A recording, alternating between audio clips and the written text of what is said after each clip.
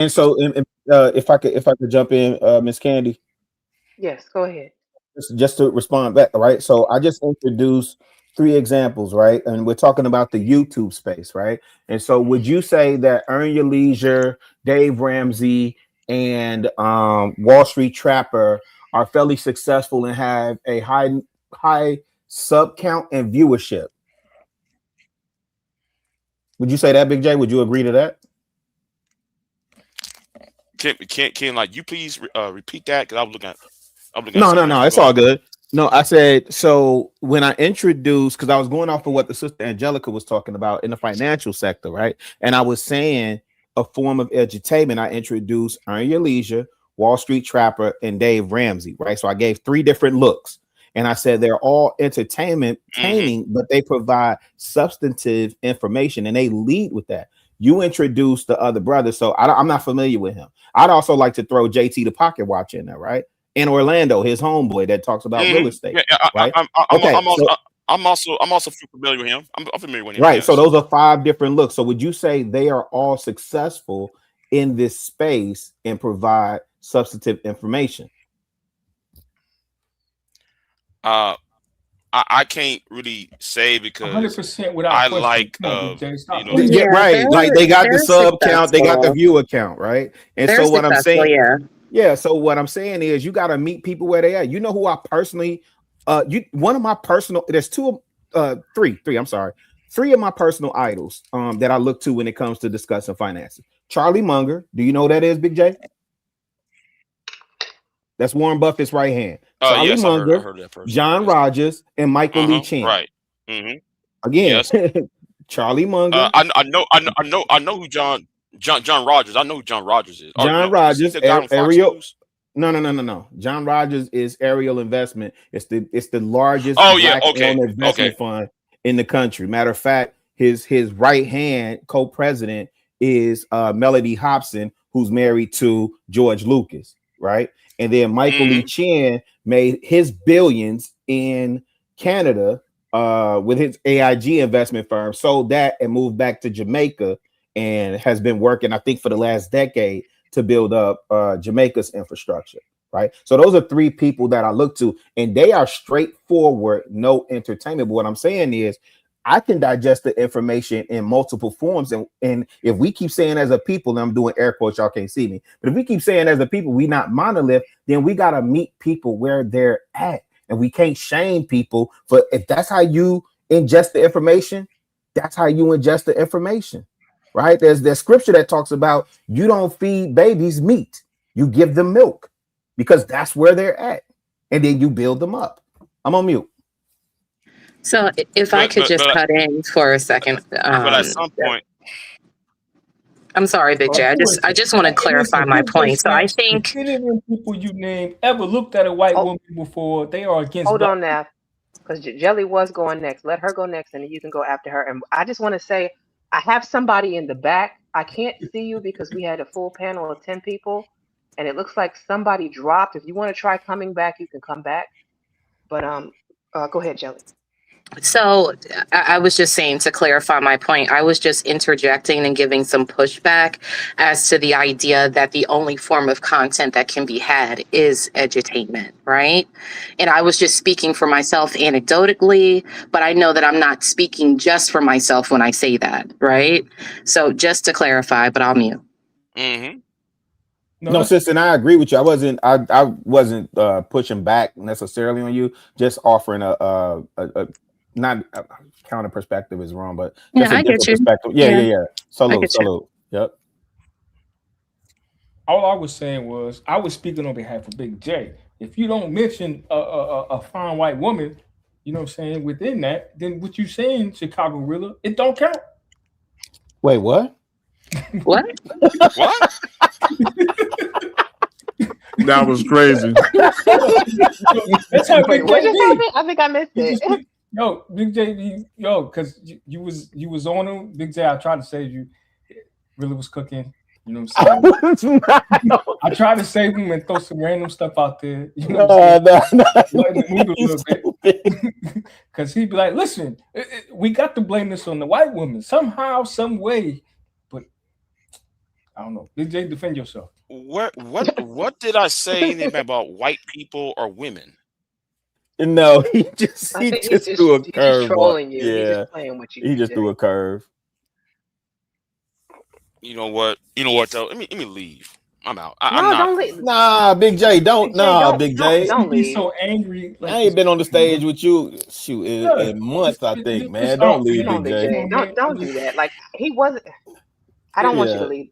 Hey, look, we could really do a good job of practicing all the things that we're complaining about right now. I think we are doing a positive and productive way to disagree with each other without no curses, no screaming and yelling, and get perspective of how you can be educational and entertaining. Wall Street Trapper is a perfect example. The way how he communicates is very entertaining. Maybe not funny, maybe not jokey, haha, but he's very entertaining. And people cannot take out the entertaining part. Even as a teacher, the best teachers are the one that's going to entertain the children when they are getting all this information where they don't even realize that they are learning in the first place. That's how you actually get your kids to get involved in things. When they are having a good time, they forget that they are even learning. So that's one of the blessings with homeschooling, right? Is that you incorporate life with the education. So they're not just learning what's 1 + 1. For example, I took my daughter, she's only 10 years old. I took her to the restaurant and let her eat by herself, order her own food, figure out the tip and all that. So she's learning mathematics there while engaging in something social as in, and learning confidence in herself to communicate with other grown folks. And so she can have that. So she learned how to speak up. All these things is things that we want to teach our children, but she learned that within real time. So now it's stimulating her mind in a different way. Also, when we take her to community gardens, when she go to the community gardens, she's learning about different animals. She's not scared of worms. She actually is kind of sometimes it's difficult because she brought home like 3 worms and say, "Oh, I got pet worms." And then when they multiply to 6, 7, 8, she's like, "Oh hell no, I don't want these worms anymore." But she learned the value about how worms can duplicate themselves. They don't even need to reproduce with other worms. And so also it turned into a science project. All that happened within just entertaining her as well. So it's not just about Bueller, 1 + 1 is 2. We don't have to do it. We can be entertaining. And I feel like just because not to sound cocky or anything like that, I'm an entertaining person in my real life, actual life.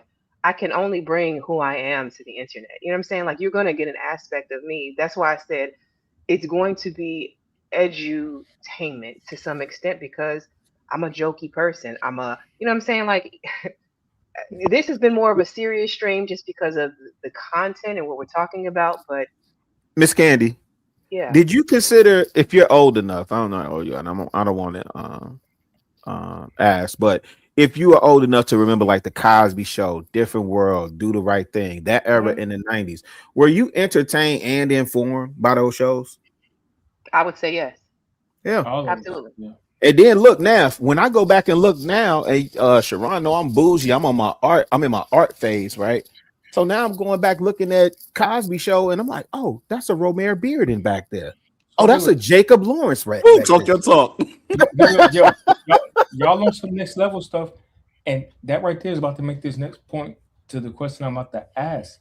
So, how do you, as somebody who may not have that knowledge or that intellect to recognize that, be comfortable as somebody who may be confident, right? They don't have the humility to say, "Hey, listen, I don't know everything, but I'm told that I'm supposed to walk around with this certain level of bravado that I'm, confidence means that, what I mean, that's going to equal more opportunities, etc." And we know that that's not always true.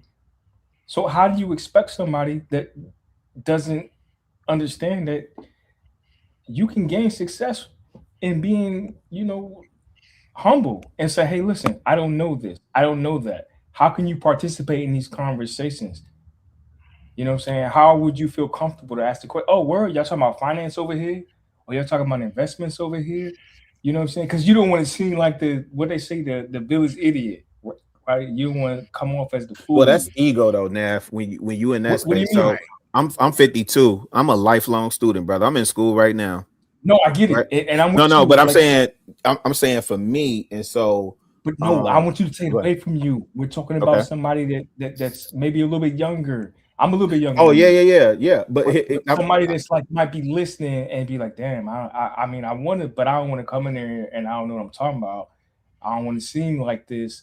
They hear y'all yeah, laughing and joking in the it's the room. same message though. Now, my bad for cutting you off. Go ahead, brother No, Landon. I'm I'm sorry. listening.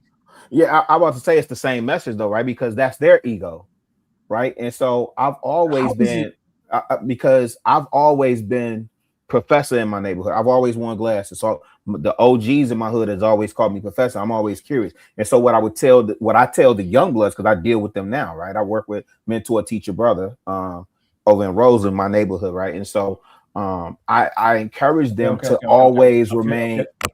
OG, I gotta stop you again. Go Because ahead. I'm trying to get somewhere. Cut you off. I'm not talking about that, right? I'm talking about the cat that he rode the short bus or she rode the short bus to school. They barely graduated. You know what I'm saying? They're an adult now. You know what I'm saying? Maybe they work at Walmart or whatever. This ain't to diss nobody or nothing. And they happen to stumble into these conversations with us, right? We got cats out here. They in these chat, they own businesses, they're engineers, they're social workers like you that have been successful. These aren't these people though. These Oh, thank are you for people acknowledging that are social worker. Yeah, no, I'm Can just I saying in general. I'm let me embracing jump that in now. because I Yes, have a, do I have you get where an I'm going, idea to the Candy? point. You get where I'm I going? do.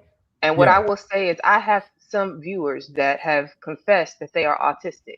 And they will even at times hit the panel. I think that's up to the channel holder to make those people feel welcome, to open up their space, to allow them to come up and have conversation. I say on every stream, I'm not an expert in anything.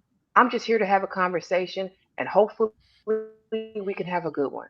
And I think if you approach it with that sort of a mentality versus coming in like wagging your finger like you're some master Right. teacher to the world of YouTube, then you will create a space where more people will feel free to come and share their ideas. It's not just that though, Candy. It keeps going on that. What I'm talking about is somebody that may be a little bit slower, but they have the ability to come in, but they want to participate in the conversation, but they don't have the. They want to get the knowledge, but they don't know how to ask the questions to get that. How do Yeah, you but we've recognize seen That, a couple of those people come through these spaces, and I don't want to name names like to embarrass them, but I that? think again, It's okay. I'm not embarrassed. You can say no, names. shut up, Sharon. No, Sharon, no. What I'm saying is though, I think Miss Candy is right on, and what I was gonna say is, you encourage those people that when they're in the space, and uh um, I consider myself a servant, right? And so I'm always serving. And I think if you're a content creator or the host or the channel holder or whatever, that's on you to set what your room looks like. But absolutely. I also think, Nav, it's good. That's a very one-on-one type conversation. However, if you're self-aware and you're people aware, when you pick up on that in that person, so like Sharon does homeschooling, he may be more quicker to pick up on that person, which is why so many people be on his stage acting like that. But you also, I as the told you channel it's okay. holder, Like it's true, right? So a lot of them do, and I know how to handle them where they could just sit there and be a part of the. They don't get an opportunity to be a part of whatever in their mind is the cool kids, right? So when they on a panel, they just sitting there and they say 2 words. That is enough for them, and they like, hey, I'm a part of it, and it is okay to have that hugging type of spirit where be like, no, come through, you can sit down, talk, have it, what you got to say. And have it environment where everybody get a chance to voice themselves, and also we could teach it through Nath. You could teach it through you asking those questions that you believe people are afraid to have a conversation about, and make yourself seem as the one that needs to receive, but you're really doing it for the greater audience that you know is out there that are afraid to communicate. That's my point. I appreciate that. That's what I was trying to get at. Like, and some people be like, "Yo, that consists of having emotional intelligence, understanding that there's people that sometimes you got to see them and be like, hey, look, include them in the conversation. Maybe they can contribute, maybe they can't. As a moderator or somebody that's in control of a space, especially like this, you got to be able to be like, okay, this might not be the conversation for you, and you can make them feel included, but also usher them out respectfully. You know what I'm saying? Because if it's something that's above their mental capabilities, that's important. And I struggle with all this because I've done in-person podcasts. I've done podcasts like around people in my home online, and then it's like coming back and getting on panels, and then you be trying to figure out, well, what's the balance? So I've looked at all of y'all as content creators, and I try to get ideas and stuff too. Like I don't necessarily say I want to get back into this game, excuse me, but I be thinking about it like, because some of y'all manage some of this stuff so well, so it's worth thinking about. And Candy, she's the newest one that I've been following, so I'm kind of like watching you a little bit more. But Uh, I have to push back, y'all, because there are some people whose mental capability is only functional to sabotage what you're trying to build. So I have to push back on that, and it. You know what? Let me be fair, right? Because I'm asking. You know what? Let me be fair with it, right? Just for this once. So when somebody who is not articulated or not what's the word, refined, um I believe though there should be a balance. If that person is serious about the content that's being the subject and the content that you know um that's on that live stream or panel, because I think those some people just there just um to throw bombs, and Yeah, and but Big and, J, and did you hear that's what I not on purpose. said? If you're self-aware and you're people aware, then you pick up on that and you address that accordingly. But there are genuine people out in this space, and I promise you, we've all came across. I've seen y'all on panels, well, most of y'all I've seen it on panels where in comments where they're present, right? And Hmm. it's one person in particular that I encounter regularly, and I have to be sensitive to the fact that they may be on the spectrum or they may not feel comfortable having the conversation, or they may not be able to articulate their point, right? So if I just focus on the people that are sabotaging, then I miss the opportunity to pour into the person that's actually there for a genuine conversation. But you can tell the difference, right? You can actually can tell the difference of who is and who isn't. The problem I have is, and I know who you're referring to, right? Um, that's why I gave that person the boot. I don't got time for that. How many times you got to tell that person that, you know? Now And you might be before patient, but I don't. I'm not. before you all continue, I want to thank Nidus for joining the panel. Welcome in, When I Nidus. when I saw this beauty over here, Candy Ken, I had to get up here, even if at the end of it, I wanted to be near all this. You know what I'm saying? You're so funny. Thank you for that. And I Okay, want you to guys. just say that in real time, we are actually doing it in real time, Yes, right? because Go as ahead, Gabe Candy. A has already pointed out, you have a lot of people on this panel who may have very different ideologies and may have underlying beefs, and they are sitting here, black people communicating together. Nobody is screaming, nobody is yelling, nobody's hollering and calling each other out their names. You can have a civil conversation with people you don't agree with. It is possible. And I'm going to also welcome in Uda on Go. Give me just a second to add him. Welcome to the stage, Uda. Appreciate you coming up. HT Baldwin, hello. Thank you. I see you down there in the chat. And to anybody else that I didn't greet as you're coming in, no matter whose stream you're coming from, I appreciate you viewing us today. Yeah, thank you so much. Man, this is awesome. I love to see my people get together and have a dope conversation. A really great build on how we can be, lack of a better word, edutainers. I enjoy having a good time. I enjoy learning. I'm just like Chicago Rilla. I am going to be a forever student. I'm always trying to learn something. I mean, I'll be watching videos on how to make my own goddamn gold chains and nonsense like that as well. So I'm always want to be a lifetime learner as well. So shout out to that. We can absolutely have a good time learning. Yeah, shout out to Mhm. everybody up here. We love Sharon in Chicago and Uda, Big J, and everybody. We might bump heads every now and then, but we all like family. Nah, 1,000. Shout out to you, Nice. We know you celebrating that birthday still, big homie. Oh no, it's one day. I don't have You don't do the month long. no. It was one day, January 25th. We in February now, so with. But thank you. Okay, so I know Sharon started streaming late and Tiff started streaming late as well. Basically, the point of this stream, which we kind of got away from, I just want to refresh you in case you wanted to comment on it. You don't have to stay here. We can keep it moving as well. Come correct nothing. Who's this? Okay. Okay, I know who you are. I'm adding to the stage. Royce, correct? Can I get a mic check from you?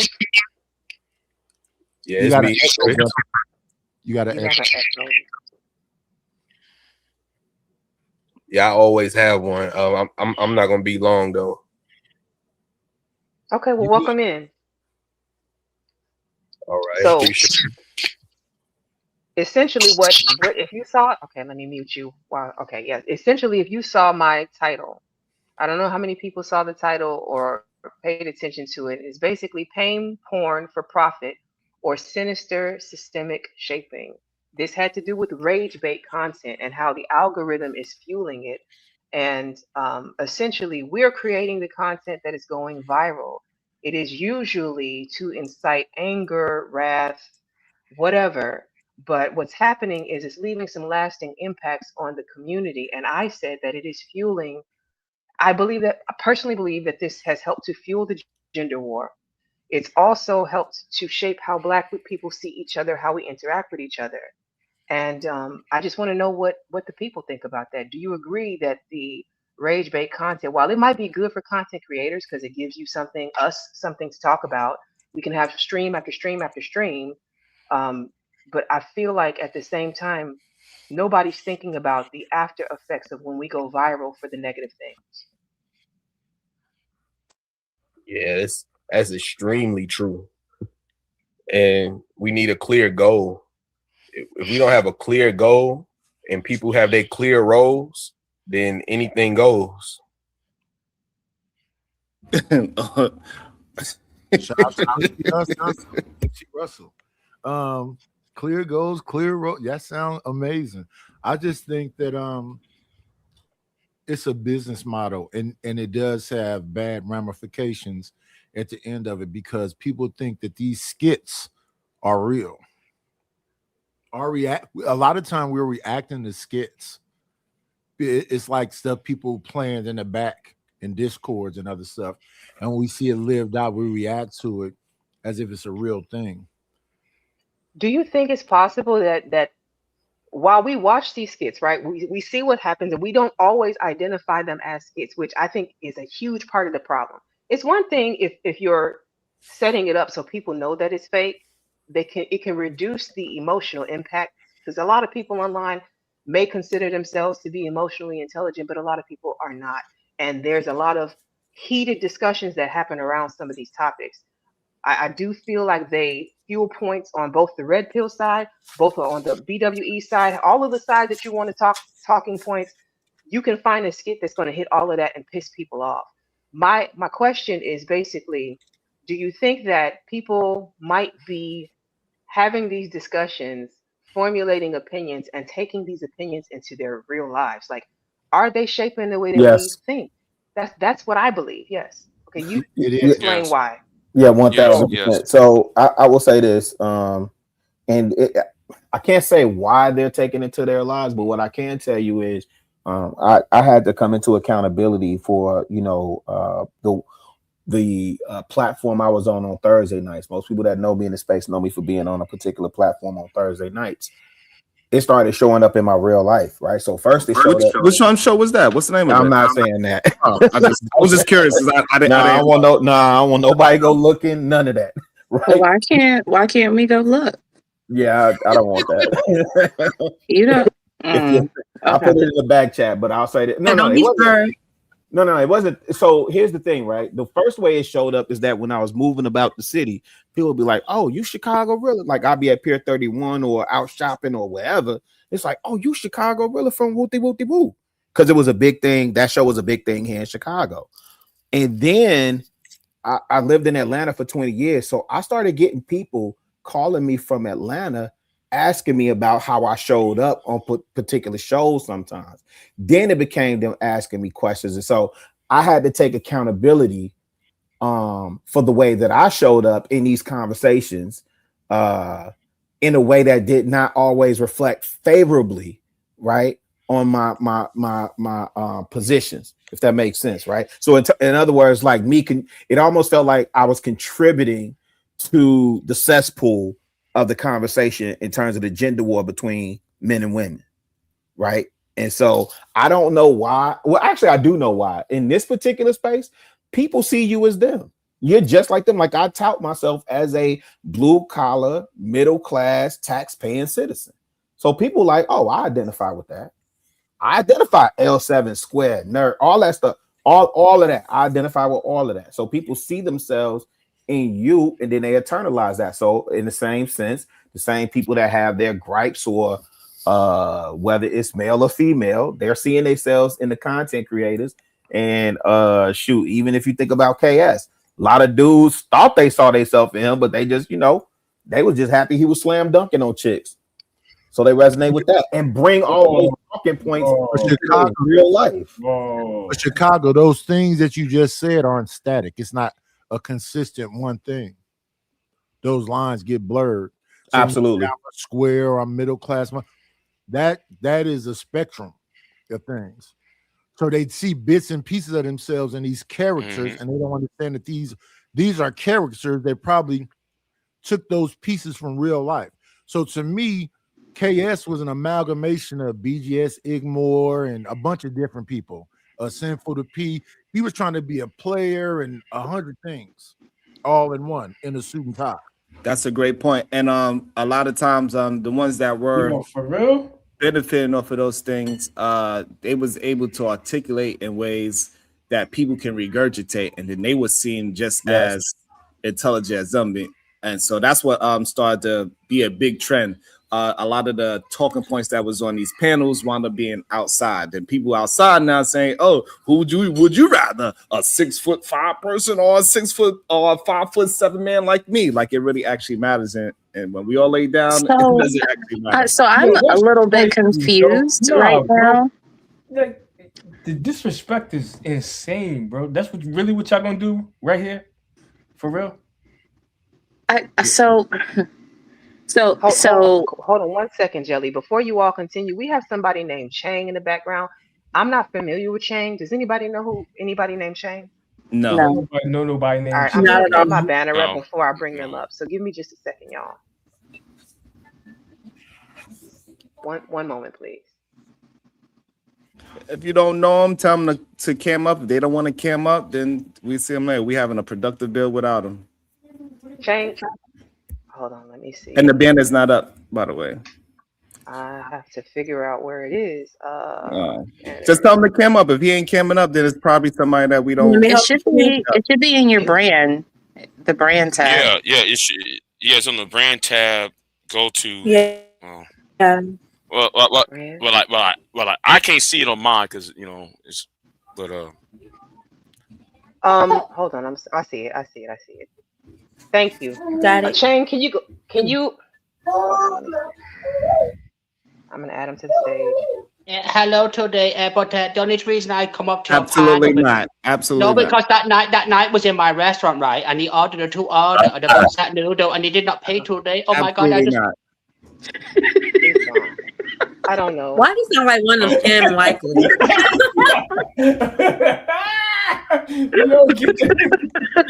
I'm sorry, Candy. I'm sorry. I'm sorry. What in the world? Get this nigga the fuck up. Yeah, but make sure you pay for your noodles next time. All right.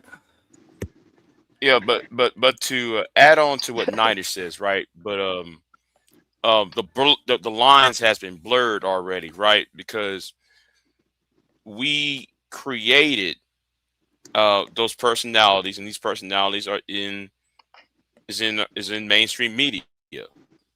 They're on Fox News. They're on Newsmax. They're on on Glenn Beck's radio station. One of them sitting on TMZ right now talking about the Obamas as apes. They was here, and they was promoted in this space, and they and the social media companies put these people up on Front Street, and now everybody have to suffer the consequences. So so the lines already have been blurry, so you can't really separate it anymore.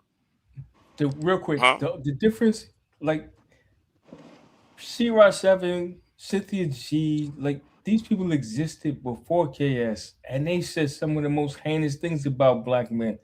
KS had like a good 6-month run. They got his ass the fuck up out of here. Like, yo, like who got KS? Wait, that's not fair. That's not fair. Definitely not fair. That's not. Hold on. That's not a fair argument. That's not a fair argument. I'm gonna tell you why. Big J, come on. I was already talking. How you gonna cut me off? I'm sorry, love. I'm sorry. How you gonna cut me off? I didn't hear you. I didn't hear you. That's why. I didn't hear you. We didn't get Kevin Samuels out of here. Life took him out of here. That's not a fair comparison. Right. That's correct. That was natural causes. Right. All right. Fight another one. He want to fight everybody. Well, who that? I'm not trying to fight. What? No, that's go ahead. Fighter. Welcome to the stage, Fighter. Yeah. I do want to thank you and welcome you in.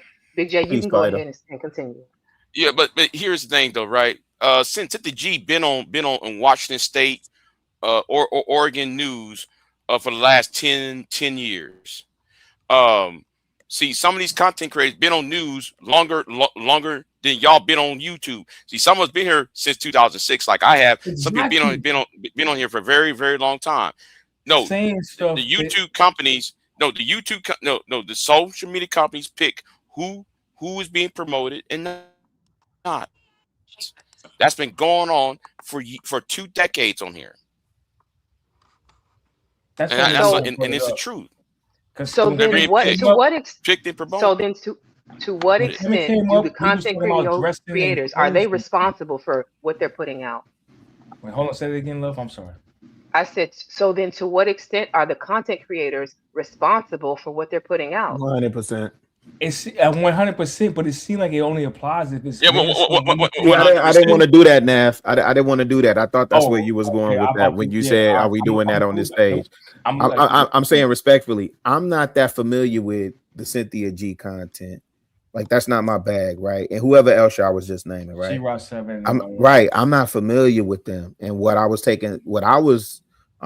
maybe it's my anecdotal, right? Because we're all going to give our perspective. It was around. So I was just saying. I was just saying from my personal experience of being in the space. And here's the thing.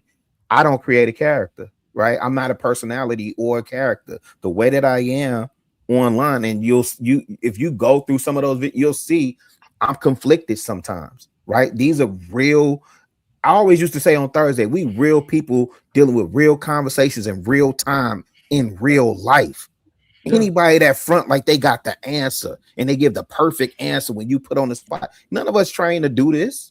Right. You having conversation with your peoples.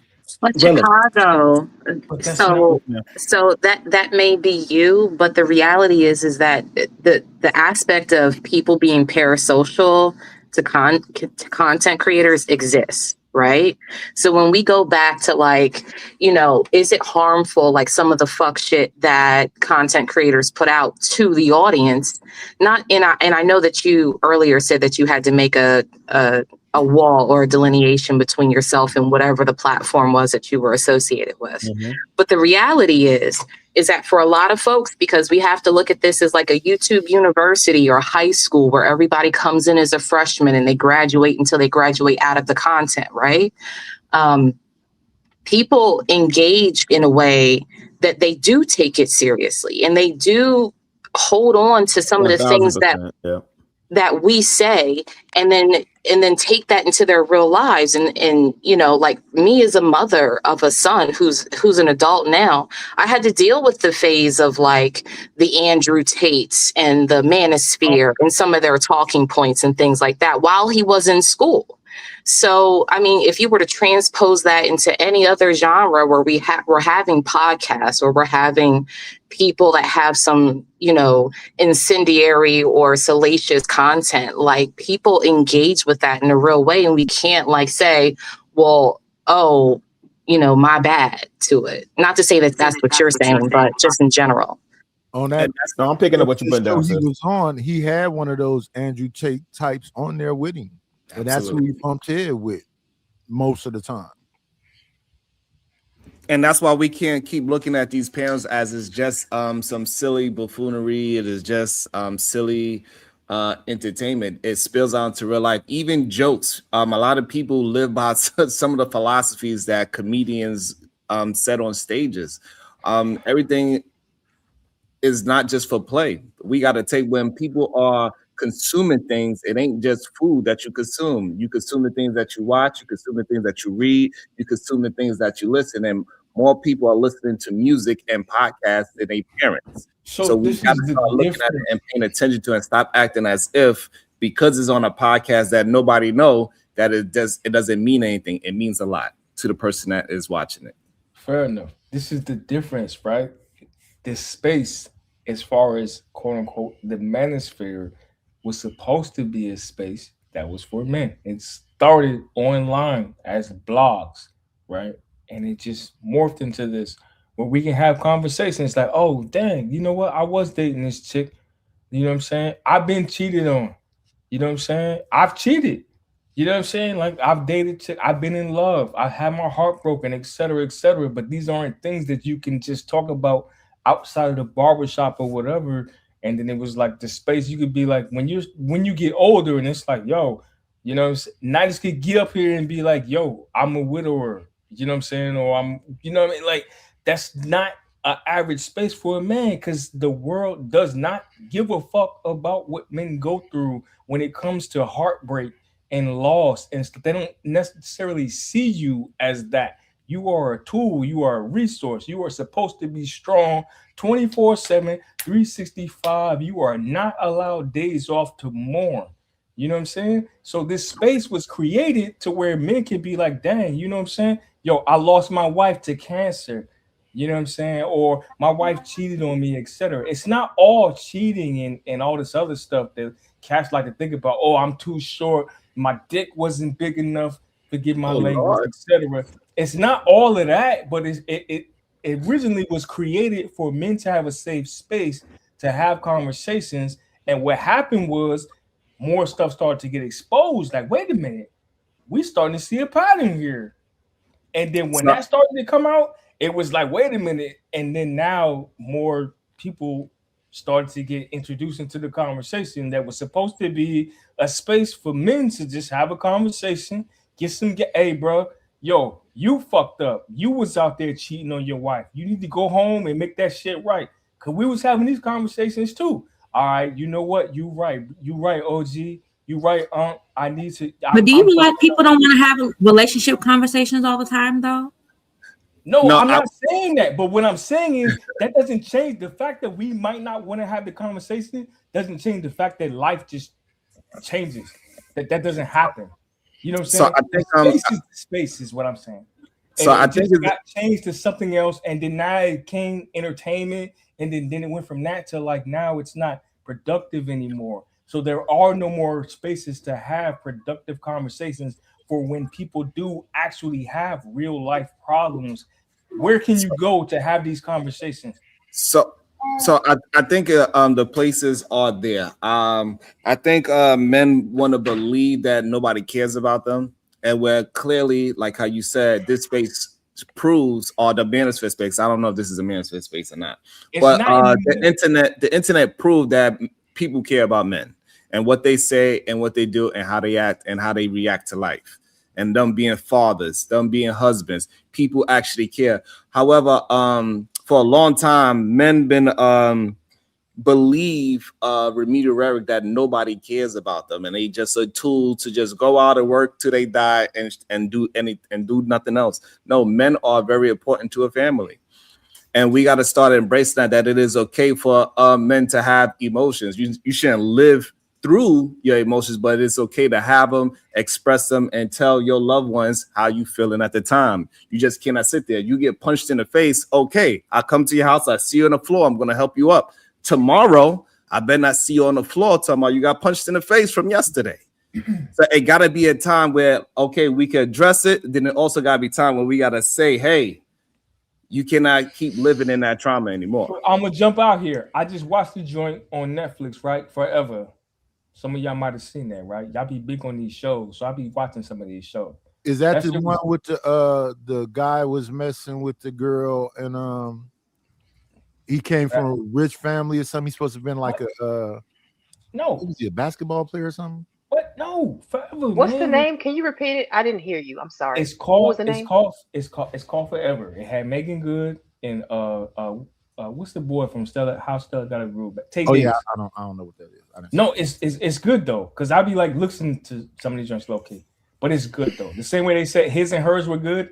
I was like, I'm not leave that one up, Candy. I'm sorry, leave that one up. Yes, leave that one up, please. I watched it and I was like, dang, his and hers were good. My point is, like, we're getting closer, I think, to where it's like, yo, we're not so far off, but it's like y'all cutting off spaces for dudes to be able to relate to y'all, to be like, so Forever, you know, with Tay Diggs, Megan Good, you know what I'm saying? They got married, whatever, she died, and he was part of the kid's life, but she had kids, whatever, like that's more realistic or whatever, but like that's show type stuff, but these are realistic things. Like I had a step pops, some people had step pops, some people are step pops in this space, but if we can't have these conversations because we all on something, you got to have this, you got to have that, and we following social media type stuff, you can't have real conversations. Now, do you see that comment from Tay Tay? Just really quick, Teron. Just really quick. Let me say this. This is the part where I get eviscerated, right? But this is what I'm saying. I understand, brother. And this is what I'm saying. This is the part where I get eviscerated because I'm on record saying multiple times. There's a podcast currently now, and they probably got about like 5 views. The podcast is called All Black Men Need Therapy. Wow. I thought that was dope. Right? It's not dope. No, it's very dope. And you don't have to agree with it. You don't have to agree to it. I can explain to you why. No, it's cool. I'm just saying. You was quiet. While you were talking. Nav, come on, brother. No, I'm gonna go on mute. I'm just saying the concept that men don't have spaces to go to, right? So if you don't have your barbershop, you don't have the locker room, you don't have an uncle or granddad, you don't have brothers in your inner circle, right? There's therapy. Now, there's a men's group that I go to every Thursday.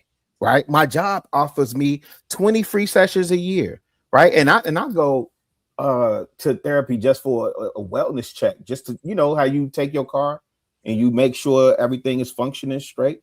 The last session I had was probably one of the dopest sessions. I don't always feel like anything is wrong. I just go just because it's so much. I don't think we realize how much is being thrown at us, right? And so, men get drained, overwhelmed. If you don't have hobbies, if you don't have safe spaces to release, then you're going to feel overwhelmed. I personally think with all that has transpired in America, and maybe all is the trigger word, right? But I do believe most, and that is majority, most Black men need therapy. And I'm on mute. And I just want to say something real quick. Is that like, we got to understand the panel is therapeutic, but outside you need to get therapy. Yeah. A lot of these panels though are not. But why should a panel be fucking therapeutic though? No, that's fine. Right. I said it is therapeutic. It's cathartic for some people. Well, I mean, that's my question though. Like, why should it be? Like, why? And I don't know. Like, so I don't come here to be soothed by people who are always like-minded by me, right? Yeah. I come here sometimes to engage in disagreements, into hearing new concepts of thought that I may have never thought of. I don't always come here for somebody to fucking handhold me. And my Right. question is why is that a requirement now? It shouldn't be, and it's not that. A Yeah, lot of that's these not real panels therapy are either. pretty much high school. It's somebody swinging and being a big dog and needing to let you understand that you're not that. So a lot of these panels are not therapeutic. They're not a place for you to go as a safe place, no matter how deep the thing you might be going through is. A lot of people will laugh at you. They'll spend money to drop you, to try to humiliate you. So no, it's not that. I think the therapeutic part is different from therapy because people use this as a verbal gym. So like how people go to boxing gyms to get out their stress and their frustration, a lot of people use these panels as a verbal gymnasium to get out their stress and everything. So that's why I said these places can be therapeutic, but people need to go and actually get real therapy so they can actually work on the things that is affecting them from the past. They got to heal from that. And that's what therapy means. I disagree with that. Let me tell you why. Right? Too, it comes to because for a different reason than you, right? You don't know my femicide. But I'm gonna tell you, femicide we getting there. has been in increase since the preparation of the Red Pill podcast. You know, you go to any industrialized country, femicide has increased ever since the popularity of the Red Pill community. Jay, how do you connect these two things? How do you make a connection between these two things, Big Jay? Crime stats, the numbers of assaults, acid being splashed in women's faces. Okay, now it sounds like you're talking about the Muslims, bro. See, don't blame us all for what the third worlders do. And I just want to say this, Candy Can, before they go into it. Like, why do you? Big J, wait a second. You heard him. Go ahead, Sharon. I just want to say, like, and this panel shows how difficult it is to maintain a conversation without bringing in relationships. Relationship is very important to us as human beings, and it turned into a relationship. We are talking about it's closely moving towards a relationship talk as we go further into the concept, because it's not easy to maintain a conversation about building things, because majority of people have not built education and have the entertainment value with real human beings. So for a lot of people, it's just a philosophy. They don't actually believe that we could stay constructive and fun at the same time. And so that's why it slowly drifts into a relationship conversation. But and this is a crazy perfect part is example of it. We have 4 hours of conversation, and when it did veer off, we were able to bring it back to the topic. Now the topic can change. I never have a problem with that. But what I don't want, like I always preface to say, I'm not a gender war channel. I don't want to go into gender banging. Y'all get enough of that on everybody else's stream everywhere you go. I want to keep my place, my space clean. And I know somebody asked earlier, am I Manosphere? No, babe, I am Candy Spear. I am my own person. I am a freelance free agent. I go where I want to. I observe what I want to. And then I throw away the bones and chew the meat of what I want to. So I just want to start with that. Y'all can go ahead and continue on. We can keep the conversation going, but there's no need for us to dive into mudslinging. Right, though. Before I was asking Big Jay to explain his point. Right, well, because you and Sharon interrupt me, though. But the thing is, right, there has been, I said the industrialized countries, which means the West, Australia, Japan, South Korea, the United States, Canada, and Western Europe. There's been a perpetuation, the increase of femicide. It correlates with the increase of red pill, of the red pill ideology. And people are red pill for the wrong reasons anyway. It wasn't, the problem we have, right? And the problem is it gives excuses to the surplus male. It gives, I believe that I believe because of the red pill, it gives the surplus male and out to, because there's no therapy, it's giving them cause to go to lift up demagogues like Donald Trump or commit certain acts of violence. That's what I believe, and and their numbers putting it out, because Professor Scott Galloway put it out, exposed the manosphere, put it out on his channel. We see the increase of violence and towards women and towards other men. So yeah, I mean, that's why I said, though, it's dangerous on how the social media companies are promoting these personalities. Pearl got no business being promoted. Y'all help Pearl where she's at. But it's not just Pearl, Big J, because and so I'll throw another story. I'll throw another story that has nothing to do with like the relationship dynamic, right? Like back in the day, for those of us that were in the conscious community, there was a woman named Corinne Gaines, right? She was fully indoctrinated in conscious community rhetoric, the whole nine, to the point is where she died, had a police standoff and was killed because of it. And for those of us who were around back then, right, getting back to this parasocial and being thoughtful of what we say on these panels and things like that, there was no accountability or even acknowledgement, because those are two different things, by definition. There was no acknowledgement of the harm that sometimes, even though it may have been good intention, the conversation about, oh, well, maybe we have fucked up by leading people to this point where they're ready to go toe for toe with the police, right? Hey, that was the sister from Baltimore, right? Yes. Yeah, it was. I want to make a quick point real quick. Right. Hold on, Big J. The thing is, though, like, I think we're overshooting a lot when we try to blame the so-called red pill for all these things. And you kind of tipped your hand.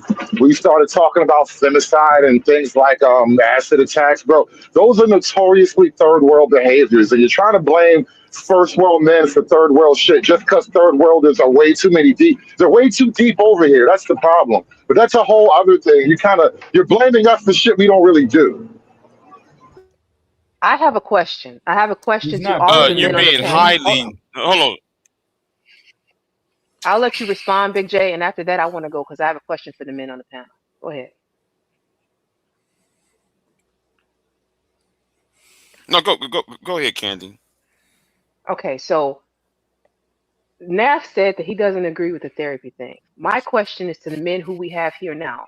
If you do not agree with therapy, and I'm not saying that you have to, what do you do to alleviate your stress? What do you do to calm your mind? What do you do to restructure and recenter yourself? If therapy is not the answer for you, what is? I believe in therapy. Ooh. I don't think talk therapy works for most men. Men need active training or something. Talk therapy is for women. Wow. That was crazy. I agree 100%. I don't give a fuck what any of you niggas say. Wow, that was even crazier. I think one of the things that men could do, to be honest with you, you don't get to speak for men. You agree with therapy. Shut the fuck up. Wait. Come on now. That's fine. Come on now. That's fine. I guess you get to speak for men more than me.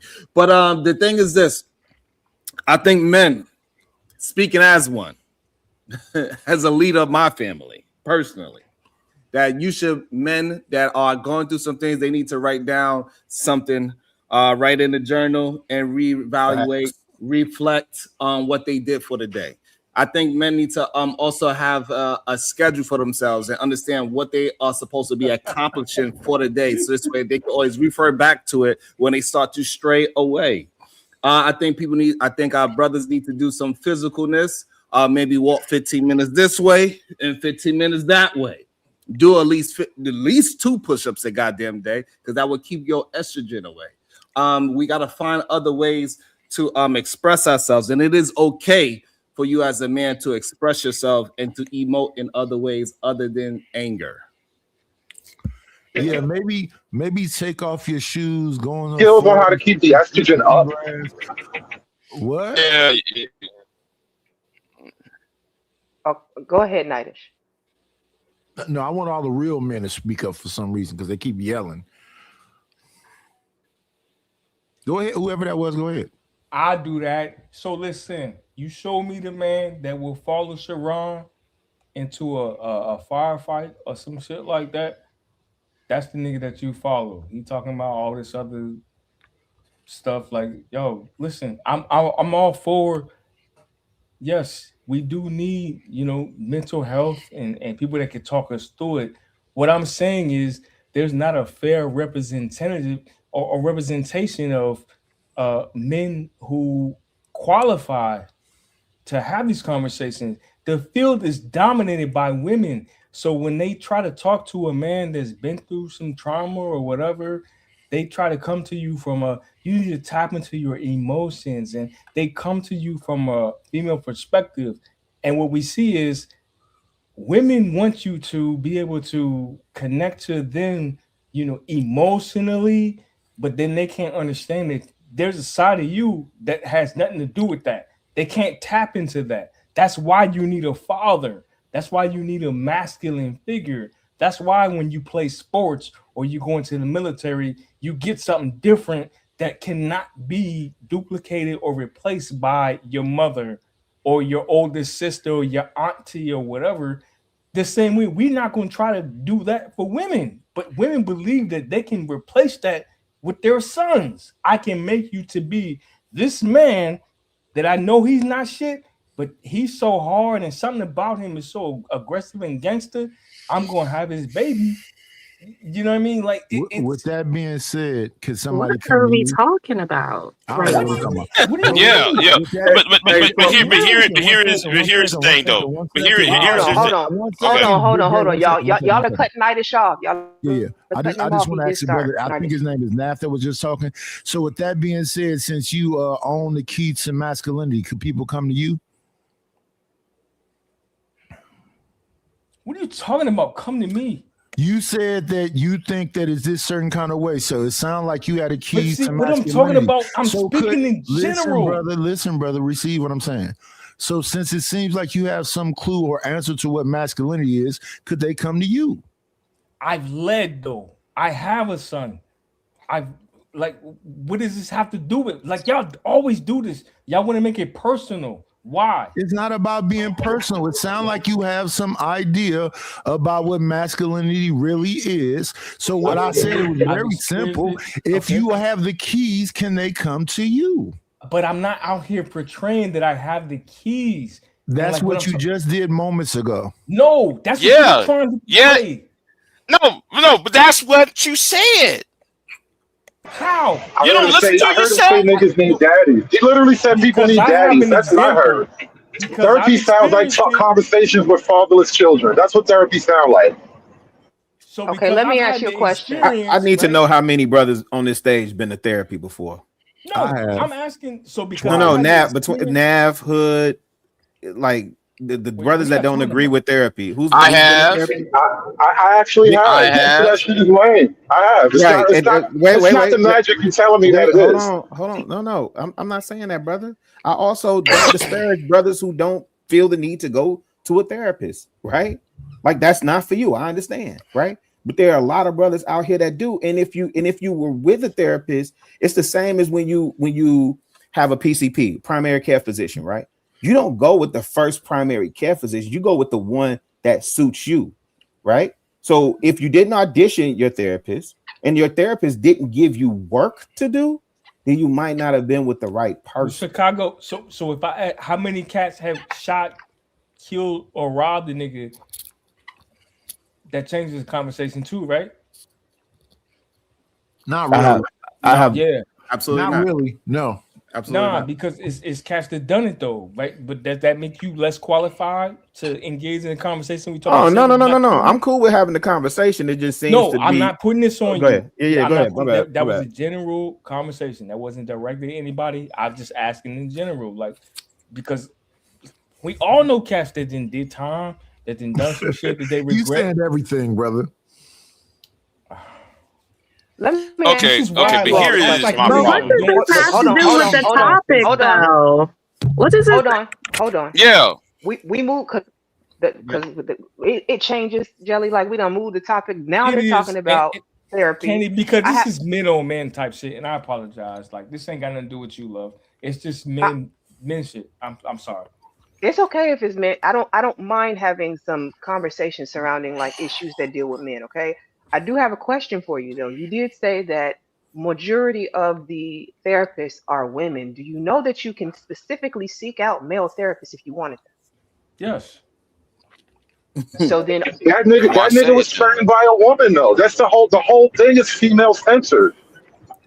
What? How is therapy female centered? Listen, only just now in the last 5 or 10 years that people coming out of university system even pick up masculine studies.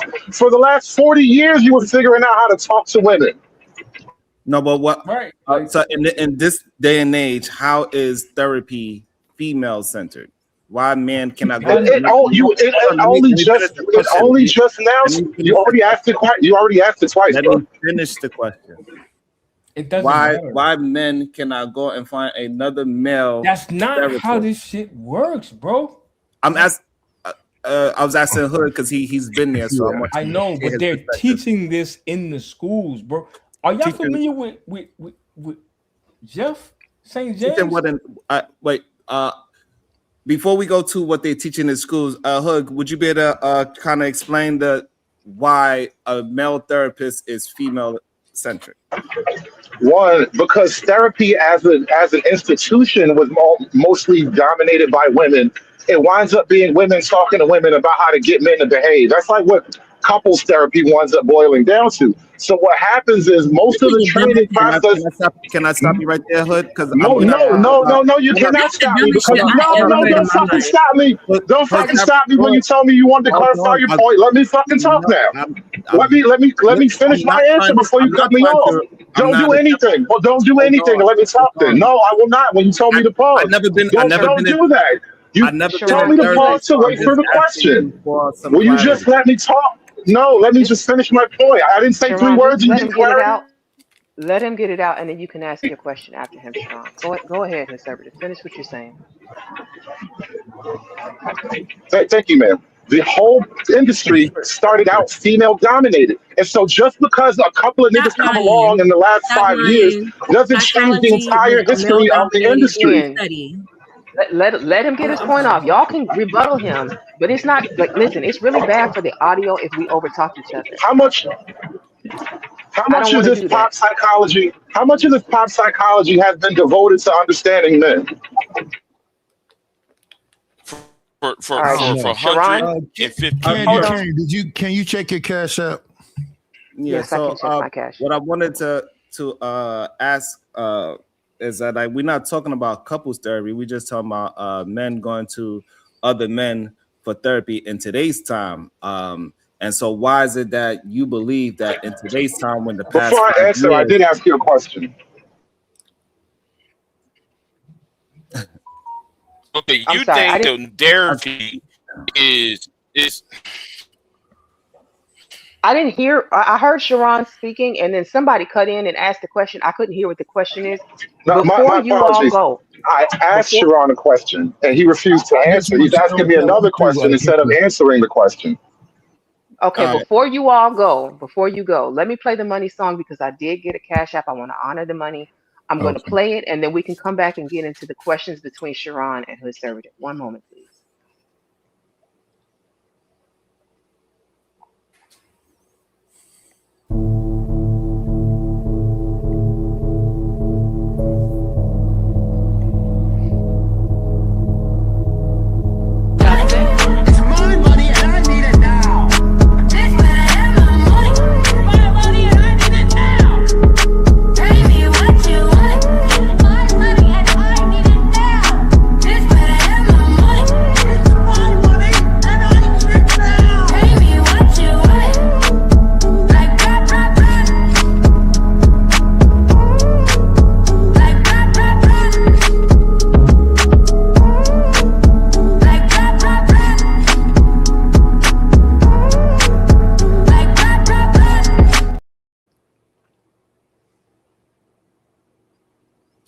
Okay.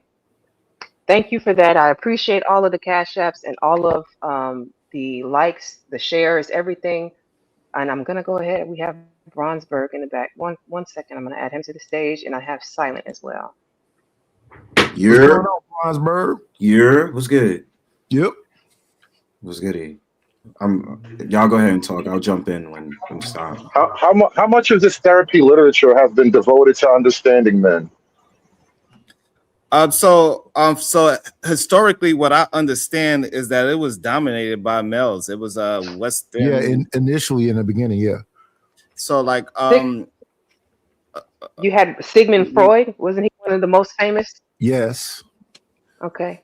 Nietzsche, So was he also? Am I thinking correctly here? You are. Okay. Yeah, so it was men in the And beginning. those men were Sigmund Freud was sleeping with his patients and robbing them at the same time. Right. So those men were insane. So those are the men who believe in that hysteria witch thing. If a woman was going through her cycle, they would boil them as if they were witches. So those men were insane also. That was therapists. You're making my point. Why do you trust this when it came from creepy people who boil chicks alive or whatever you just said? So my initial question to you all was, if therapy is not the answer, and I'm not pushing it on you, I'm simply saying, if you do not believe in it, then what do you do? I need answers as to what do you do. I heard Nav say it starts in the home, having a father in the home to raise his sons and to help them to grow into better men. Okay, so now let's move the goalposts. That's one thing. But that's not necessarily true. I believe that what more important than anything else is, don't deal with it alone. If you feel like you slipping, if you feel like it's something going on, don't keep it to yourself. Tell somebody. If you don't trust therapy, if you can't go to God, don't be alone with it. Tell somebody. That's still therapy, though. Yeah. So I heard somebody say it starts. I agree with it. I do too. So when we talk about therapy, right? People, I don't know who said that's not the answer to therapy. That was regardless, you're gonna need some type of way to talk and communicate with someone when you have issues, right? Yes. So the thing about it is like I heard someone say like most of these therapists are women. I have a therapist that's a black man.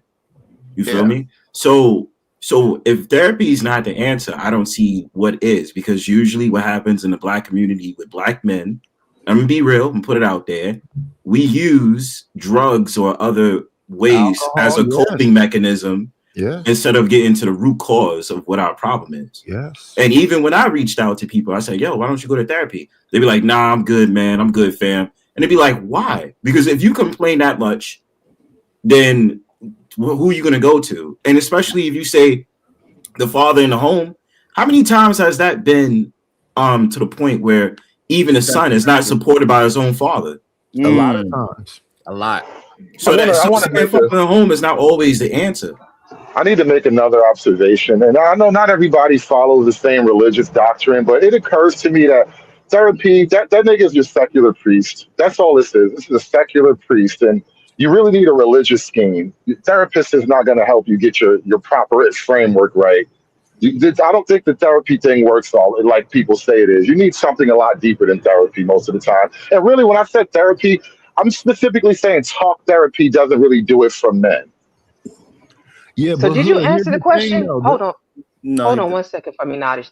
I'm sorry. Well, get a priest. Go to church. Get better with your spiritual understanding. But I don't know that talk therapy is the solution. Well, I don't think a priest is going to do that for everybody. A priest, a pastor. So whatever. what do you think is the solution then? Candy, I would like to say that the solution is multi-pronged. I think talk therapy is just one version of it. Also, you got to have some resolution. You got to have some self-resilience. You got to have some physical therapy as well to go along with it. You need to have some mental therapy as getting out of your personal algorithm. A lot of people, they just get caught up in what is normal in the neighborhood. This is why they go to you got to reboot. Cannabis, alcohol, and sex, right? That's why they go to those main things, because that's just at their doorstep. So it's multiple prong. What is it we're trying to fix though? Do all men need therapy? Because you're right, it is a multiple thing. But the question is, what is the question that therapy is the answer to? What is the question? What are you trying to fix?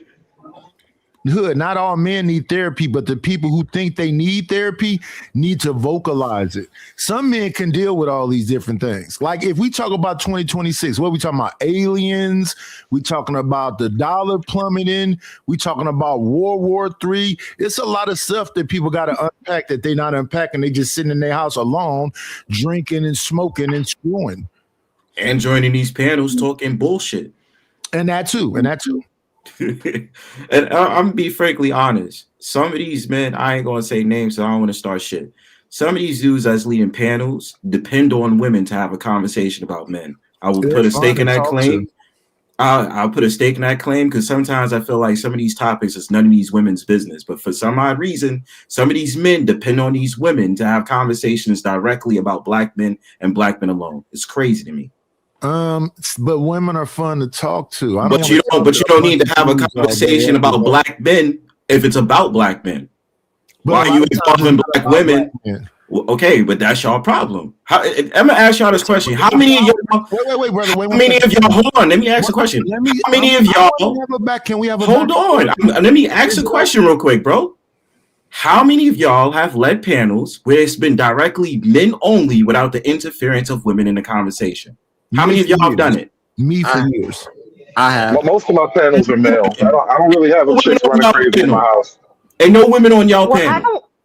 I don't think that's a fair. Wait a minute. Because you make it sound as though I jumped in the middle of a men's conversation. No, no, not at all. I was just asking a question. I just want to make sure. No, not at all. I just want to clarify because I just want to make sure this is the topic that the panel decided to go to. I'm just here to facilitate it at this point. Yeah, I've already done the main content, and if these men want to talk about therapy, I don't have an issue with them doing that. And we're on her panel, so we jumped into a woman conversation versus what could have been suggested. Well, technically, it wasn't a woman conversation. No, it wasn't.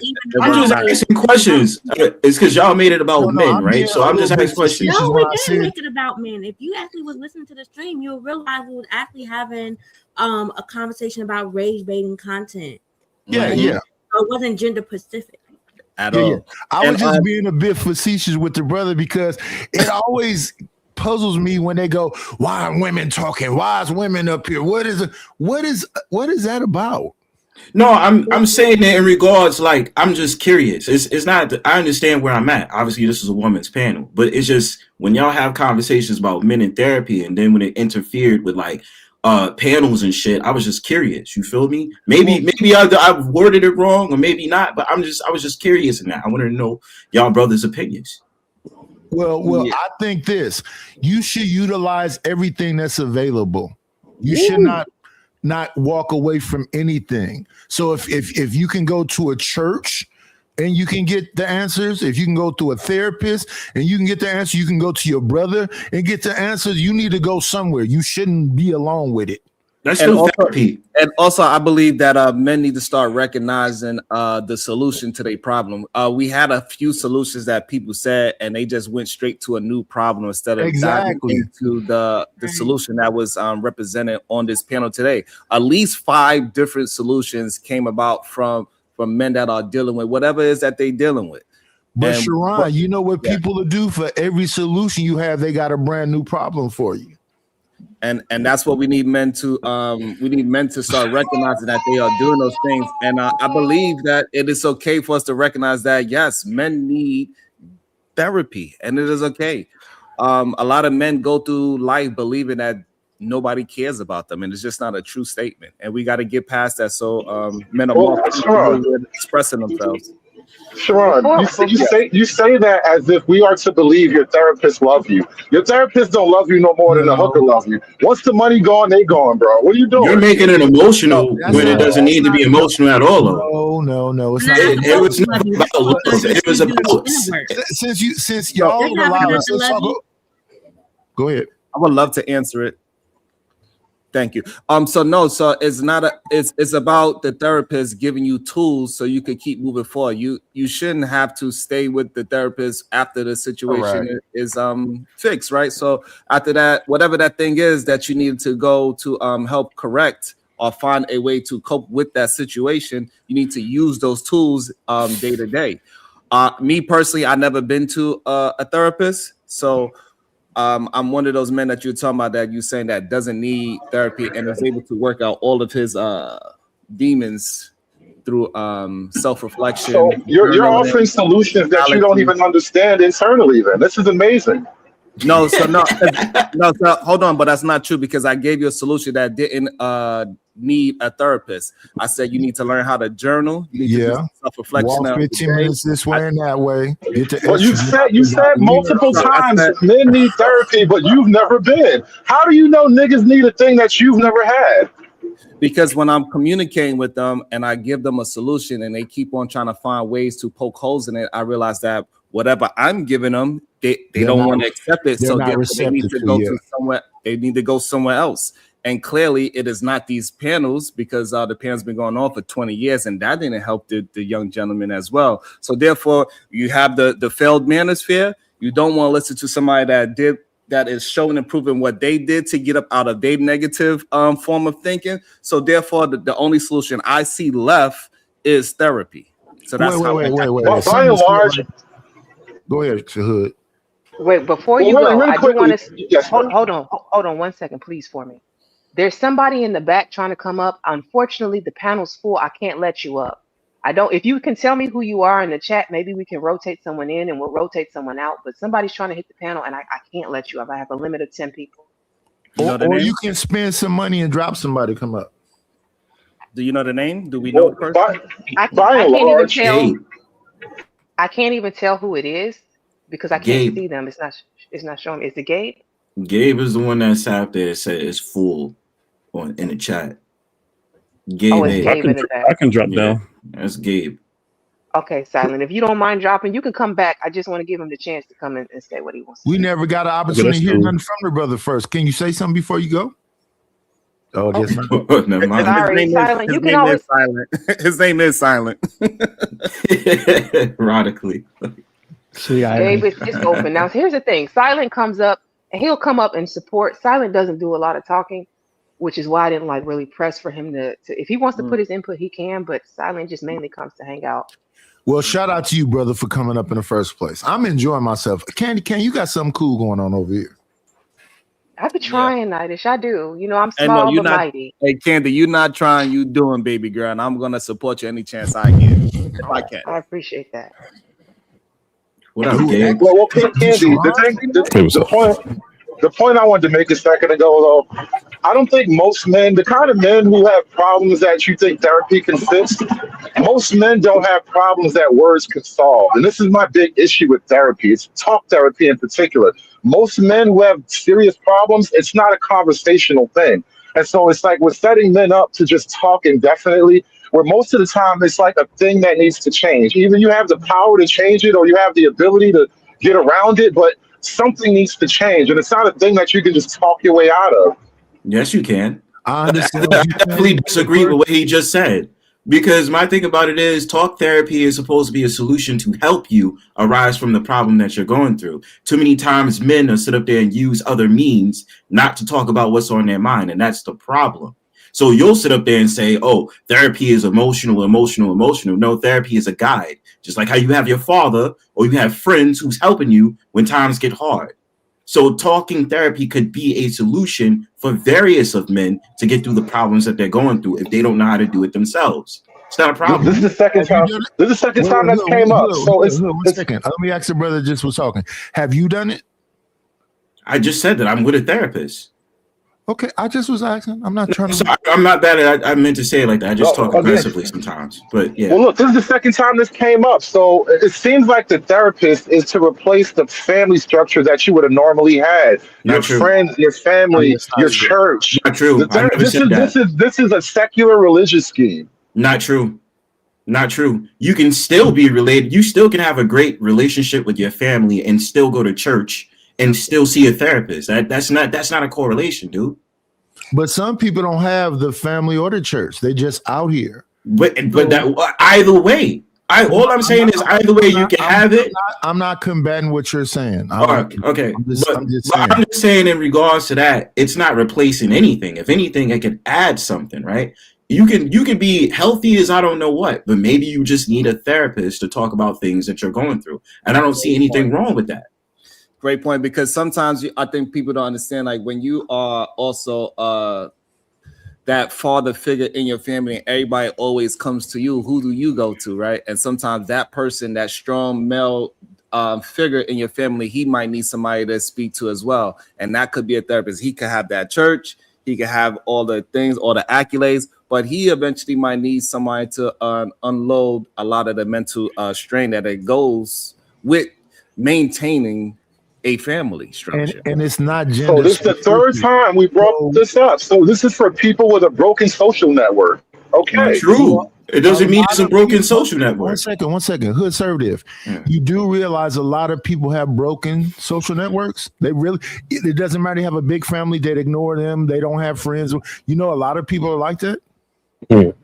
How do people deal with their life situations or their life issues before therapy became a popular thing? I'm talking to Hood though, because Hood makes it seem like all families. No, it's like but I'm saying it's a lot of people on the panel. So you know, I'm trying to get in there. So I'm saying, like, how did people deal with those issues before? I didn't stop you. My question is gay. My response. Okay, Hood is saying. Hood says the same question. How did people deal with those issues before therapy became a thing? They didn't deal with them. They drank themselves to death, or they used drugs, or they banged as many chicks as they could bang. Yeah, people still do that. What are you talking about? Get a side bitch, bro. Be a real man and get a side bitch, bro. I don't know what you niggas talk about. Why you act like that's like extinct now? People still do that on YouTube. So let me ask this question to Hood conservative. Cool. My fault. But he said as if all them things that was before all of a sudden stopped. No, they still do the same shit.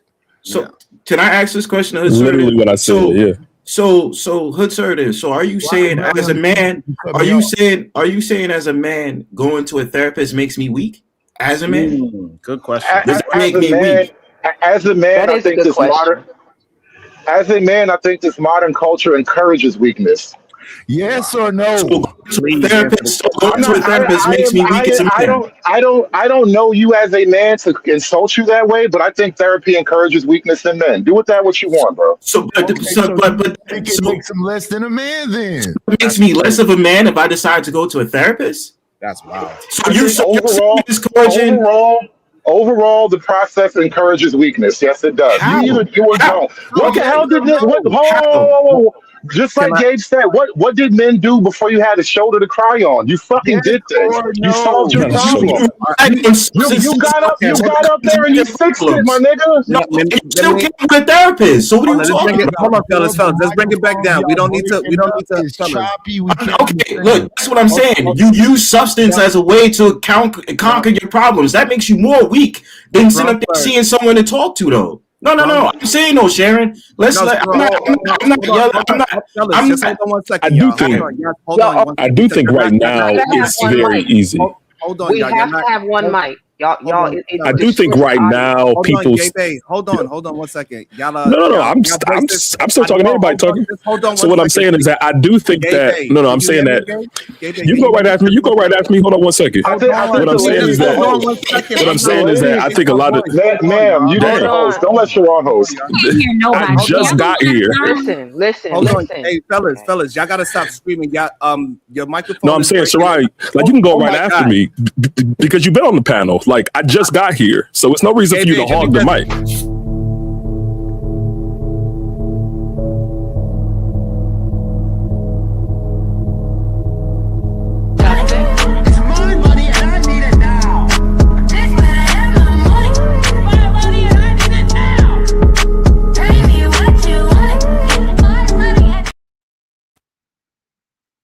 Okay, I just needed to slow it down for a minute because I'm not trying to stop anybody from talking, but we cannot talk over each other. It distorts the audio. Nobody in the audience can hear us, and it just sounds like a bunch of noise. I believe that each one of you are intelligent beings, and y'all can go one by one and make your points. Yeah, so what I was going to say is that I think that in the past that there were particularly trusted parties in different outlets that men went towards rather than the therapy thing. Because I think it's easy just to say therapy is the solution. It's very easy because anybody could talk to anybody about something, but that doesn't really solve any problems. You need something long term. People don't need long-term therapists for the entirety of their lives. They need outlets. They need ways to relieve stress. They need ways to get out of whatever situation that they're in. And I don't think that therapy is always the answer, or I think it's just easy right now. In this conversation, we're not talking about. Sharon, give me 1 second. I want to ask him a question. How long have you been listening to the panel? Good question, I guess. I've been on and off, in and out. So, because we said that use whatever, you shouldn't keep it inside. Whether it's therapy, whether it's taking off your shoes and putting your feet in the grass, becoming one with the earth, whether you got a big brother, a cousin, or uncle, what you shouldn't do is keep it to yourself. That was said. So it wasn't just therapy. Well, okay, I wasn't here. So if it's the same thing that was said previous, congratulations. We're saying the same thing. Well, I don't know talk about therapy, what the purpose of that was. The definition of therapy is treatment. You came up here to be loud and first to say something that's already been said. No, I'm jumping into the conversation. No, I'm jumping into the conversation in the area that I heard it. And just because I said something from before, I'm saying you new to the conversation. So thank you. Just because I'm new to the. That's already been said. Sharon, please go. Yes. No, somebody else was talking. It was Bronsberg, but it's just a good. Well, hold on. Sharon was waiting. Who is that? Hold on. This is Candace speaking. Sharon was waiting. No, I was talking about Knight. And then after Sharon, Bronsberg, then Tiff. Okay. Yeah. So y'all got it. No, I was. No, you aren't. Oh, go ahead, Sharon. Thank you. If you are, say God before you say night. The God night. And so, what I want to say is that the fellas, maybe y'all need to lower your microphones down. Y'all don't realize how y'all coming up to the audience that is attempting to listen to the show. We want to hear. You are not. This is not your channel, man. Just progress the conversation, bro. Calm down, please. We trying to be a mediator, and men just trying to have we trying to progress it, ain't we? But it's his turn. to mediate the panel. Crazy work, yo. It's crazy. It's okay. He's trying to help the audio. I don't mind him speaking if he's trying to help the audio. It's okay. Okay. Go ahead, Sharon. I appreciate you. Damn savage. Have some self-control. And two mediators. Go ahead, Sharon. You want to be to me so badly? Come on, brother. Nightish, come on. I don't. If y'all have a personal beef, y'all want to go fight out. I don't know. Okay. He just. Right. I don't know anybody. And all right, go ahead, Sharon. It's very interesting how this is going. I do find it strange that when we are trying to get to some solutions for brothers, this is where we have the most fighting at. We need to understand how to listen to each other and understand that it is multiple ways for us to get to the things. Me personally, I haven't said anything at all that deals with a therapist at all. At all. I gave plenty of things that I've physically done in my real life to help me get through the things that I needed to get through. And so that's the only reason why I suggest those things, because it helped me. And, some people it can work for. Running is a good thing.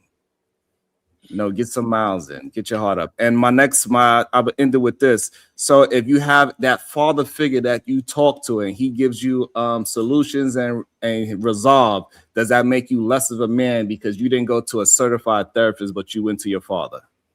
No, none of them make you lesser than a man. But I think a lot of times, Sharon, is just that you're talking and they don't want it to be you. So I have. That was helpful, Nightish. I have the definition of therapy right here. It says treatment. Hold on. It says treatment intended to relieve or heal a disorder. So if we're talking about therapy, I feel like it seems like to me, maybe just hood-servative, because I'm getting that vibe from you. You're automatically demonizing one part of therapy just because it's someone deciding to go to someone who has done the practice for a long time to be able to hear whatever it is you have to say about the problems that you're dealing with.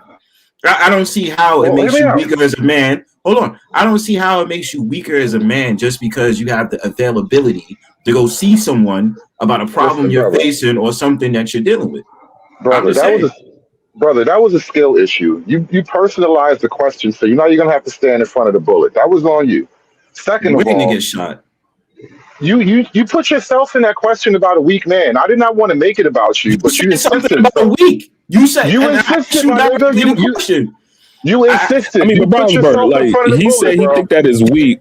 That's his opinion. Like, why should you feel so like defensive about it? I'm not trying to be defensive about it. I don't feel like he really answered the question. What made someone weak?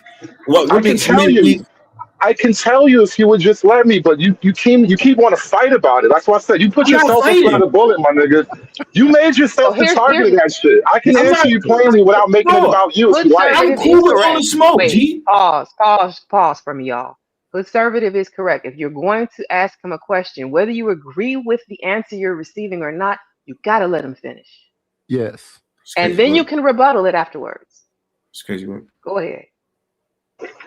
Now, the reason why I say as a man it makes you weak is because it gives you the impression that your emotional reality is your actual reality. As a man, your emotions are not your friend. Most of the time, as a man, your emotions will fuck you up. And so what you have to do is maybe sometimes gather your thoughts, but that doesn't mean you to go talk to some stranger, but don't just give into your emotions. And I think therapy encourages you to like deal in emotionality instead of just getting your life together. So like earlier, even when Sharon was talking and he said he's giving non-therapeutic examples, that is exactly what I was referring to. Talk therapy for men sucks.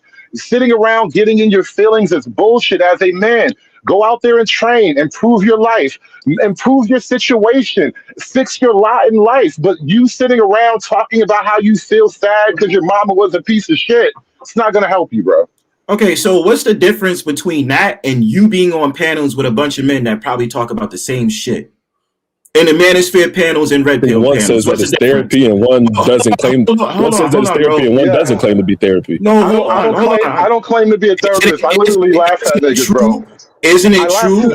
I laugh at niggas, bro. What do you mean? Okay, isn't it true? You've been in the manosphere and the red pill space for as long as you have. You didn't heard niggas sit up there and let out their fucking emotion on panels and then have all these trippy ass arguments about bullshit.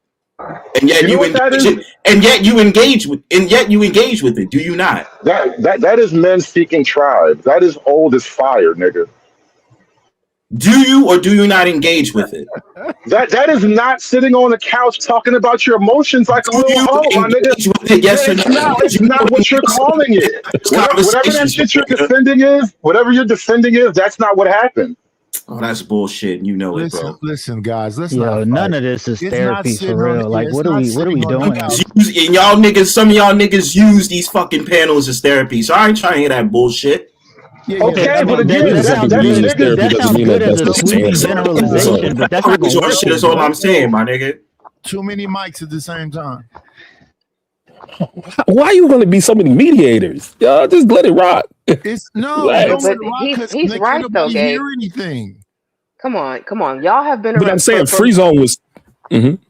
Free Zone can come in next, and I do want to introduce him to the panel. I thank you for bringing him in. Thank you, Free Zone, for being patient. I'm sorry I didn't get a chance to Free Zone. Salute. No, it's all good. I can understand what Bronze is saying, because for some people they do treat these panels as therapy. And if anybody knows me, I laugh at them niggas, man, because this place isn't therapy. You open your heart out on this net, you have no control over what happens, and whatever happens to you should happen to you, because you probably, and this is where I'll go to Brownsburg, maybe you should pay somebody a private session to have some therapy instead of just going on the internet and telling the internet, a bunch of people who don't even know you, your problems. And so for those people, I agree with Brownsburg. Like, if you're doing that, I'm laughing at you because you're in the wrong place for it. So a lot of this is entertainment. You trying to fix the community niggas through the internet, but ain't doing shit in the real world. We just laugh at you, man. That's it. Because this ain't therapy. Yeah, we just laugh at you. That was a shot at Sharon again. But listen, hey, you know what? You know no, what? that's not a shot at. That's not a shot at Sharon. Don't do that. You didn't say what I said. That wasn't you. I'm not talking about you, brother. Come on now. I'm not doing that. Come on. What I don't want y'all to do is be insulting each other for no reason. Come on, Gabe. Don't do that. Yeah. But it's not. But because I think it's funny and I think it's false because I say that because I make fun of it.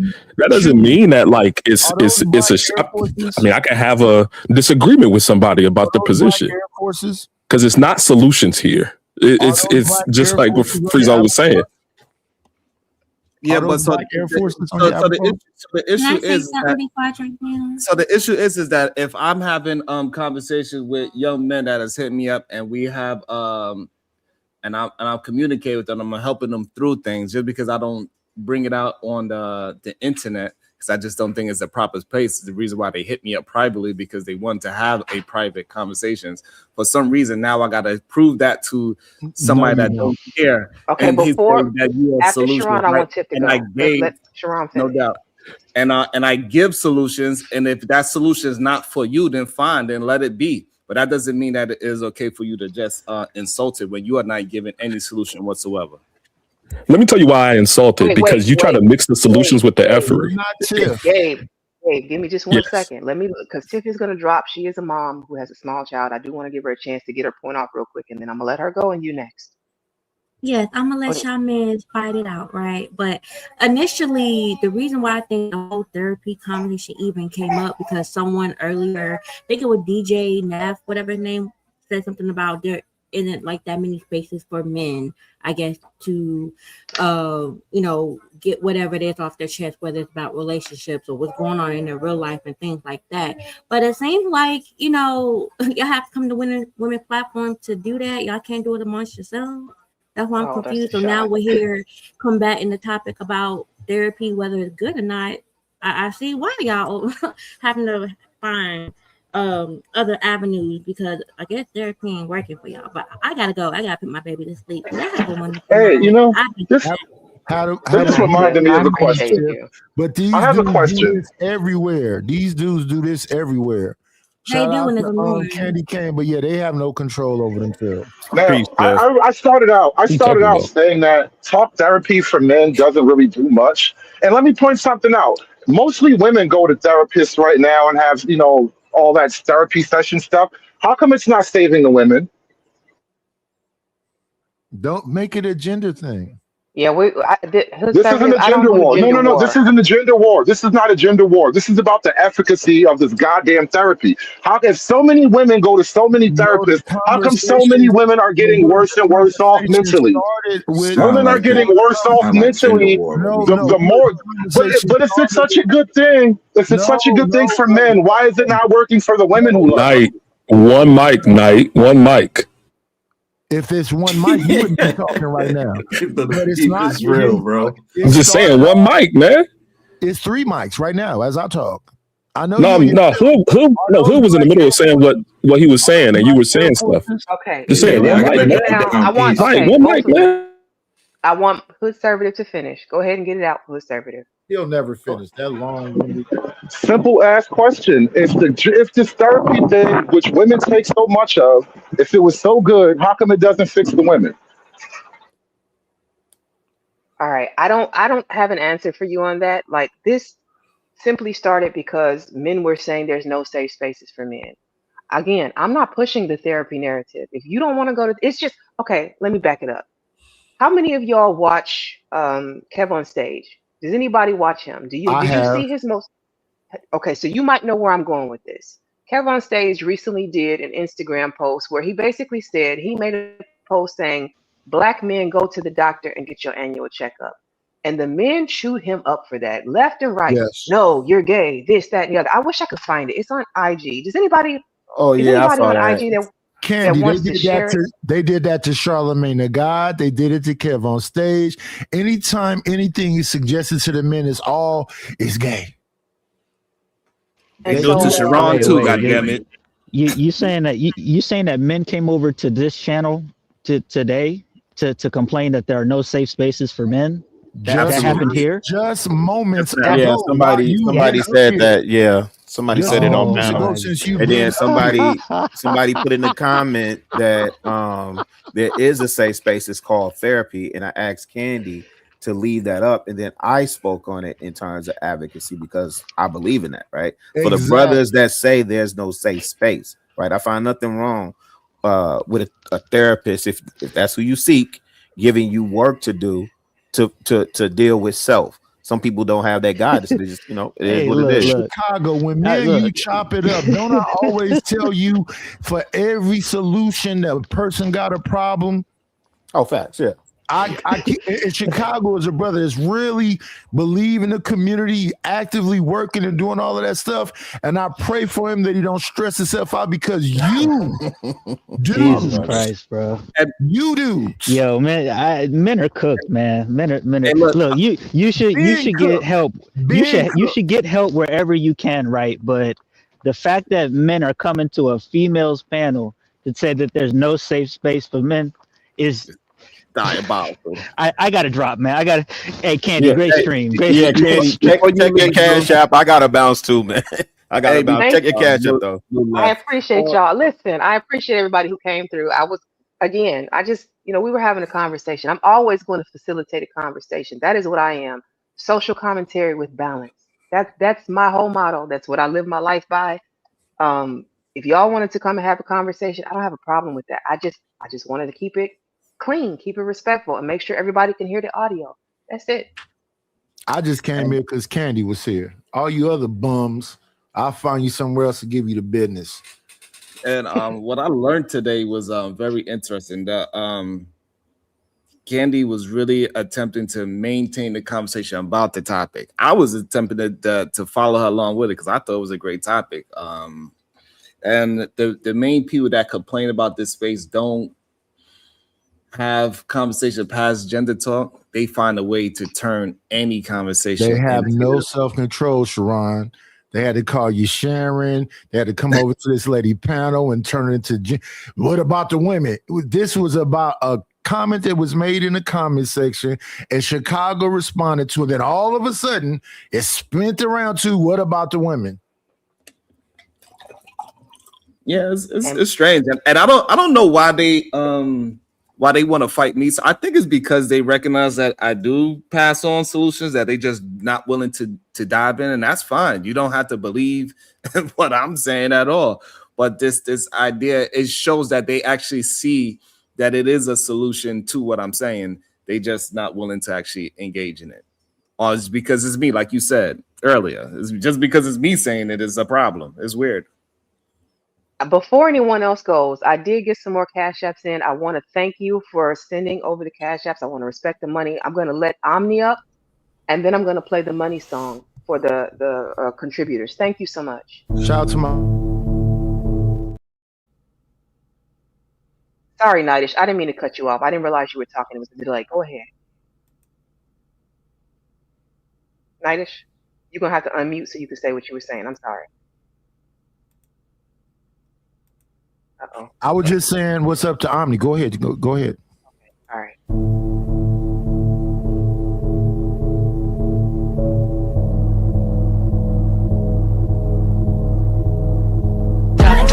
It's my money and I need it now.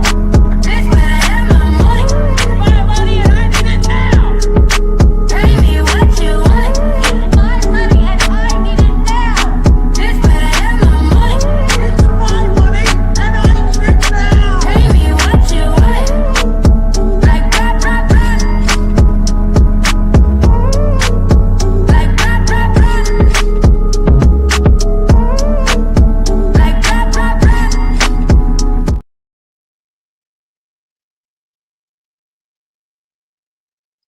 Okay. Thank you, and welcome to the stage, Omni. And Candy, are you gonna read the super chats that came in, or?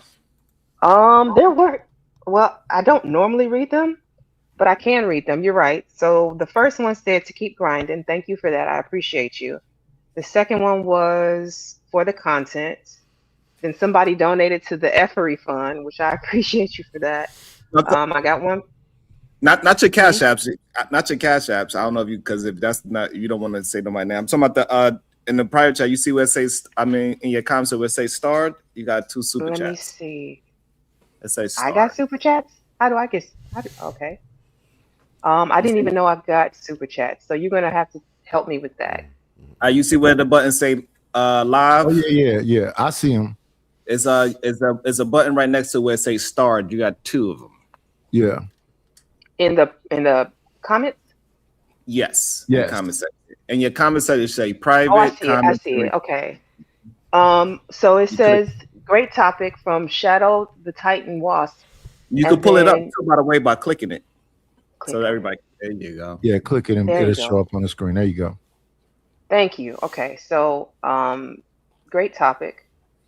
And then you have to learn that some people are a cancer and just want conflict on the stream. They have to be loud, vulgar, and ignorant. Yes. I think they weren't so vulgar today, but they were ignorant and loud. There's a lot of N and F bombs, that's for sure. My guy Omni, what's going on with you, Playboy? Greetings. I joined y'all. I just wanted to say greetings. I was just waiting because as soon as Miss Candy said what's up, everybody started talking, so I was just waiting for my moment. What's going on, everybody? How y'all doing? We are doing well, sir. The conversation is about pain, corn, and for profit, or sinister systemic. What's that? Shaping. I had to be a little creative. Essentially, what it is, we started out talking about how rage-bait content has impacted society.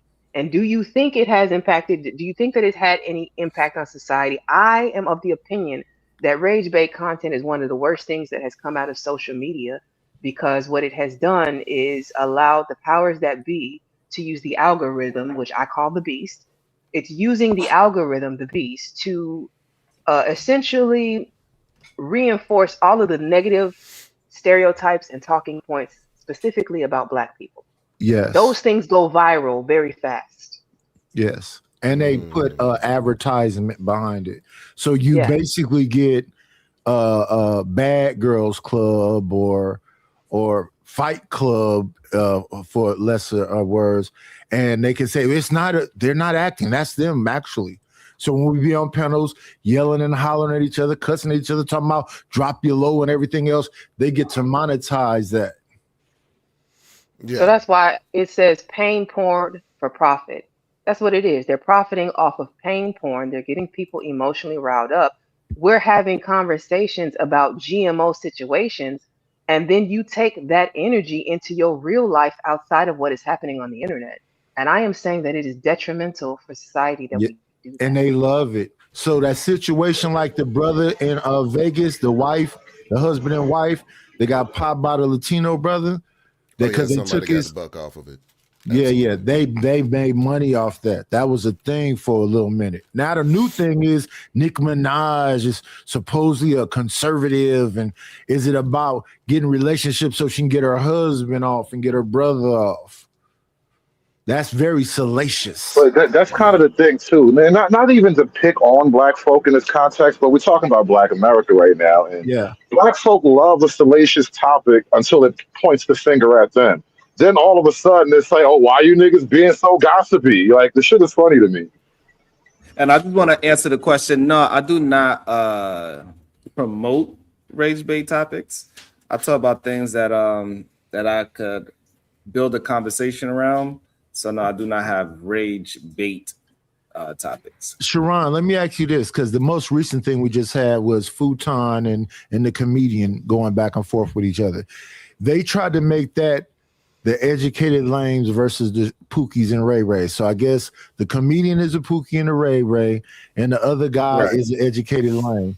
And they sent Grease won because the so-called educated lame away with that. What do you think Grease winning? Nobody won, man. Everybody's a loser for that shit.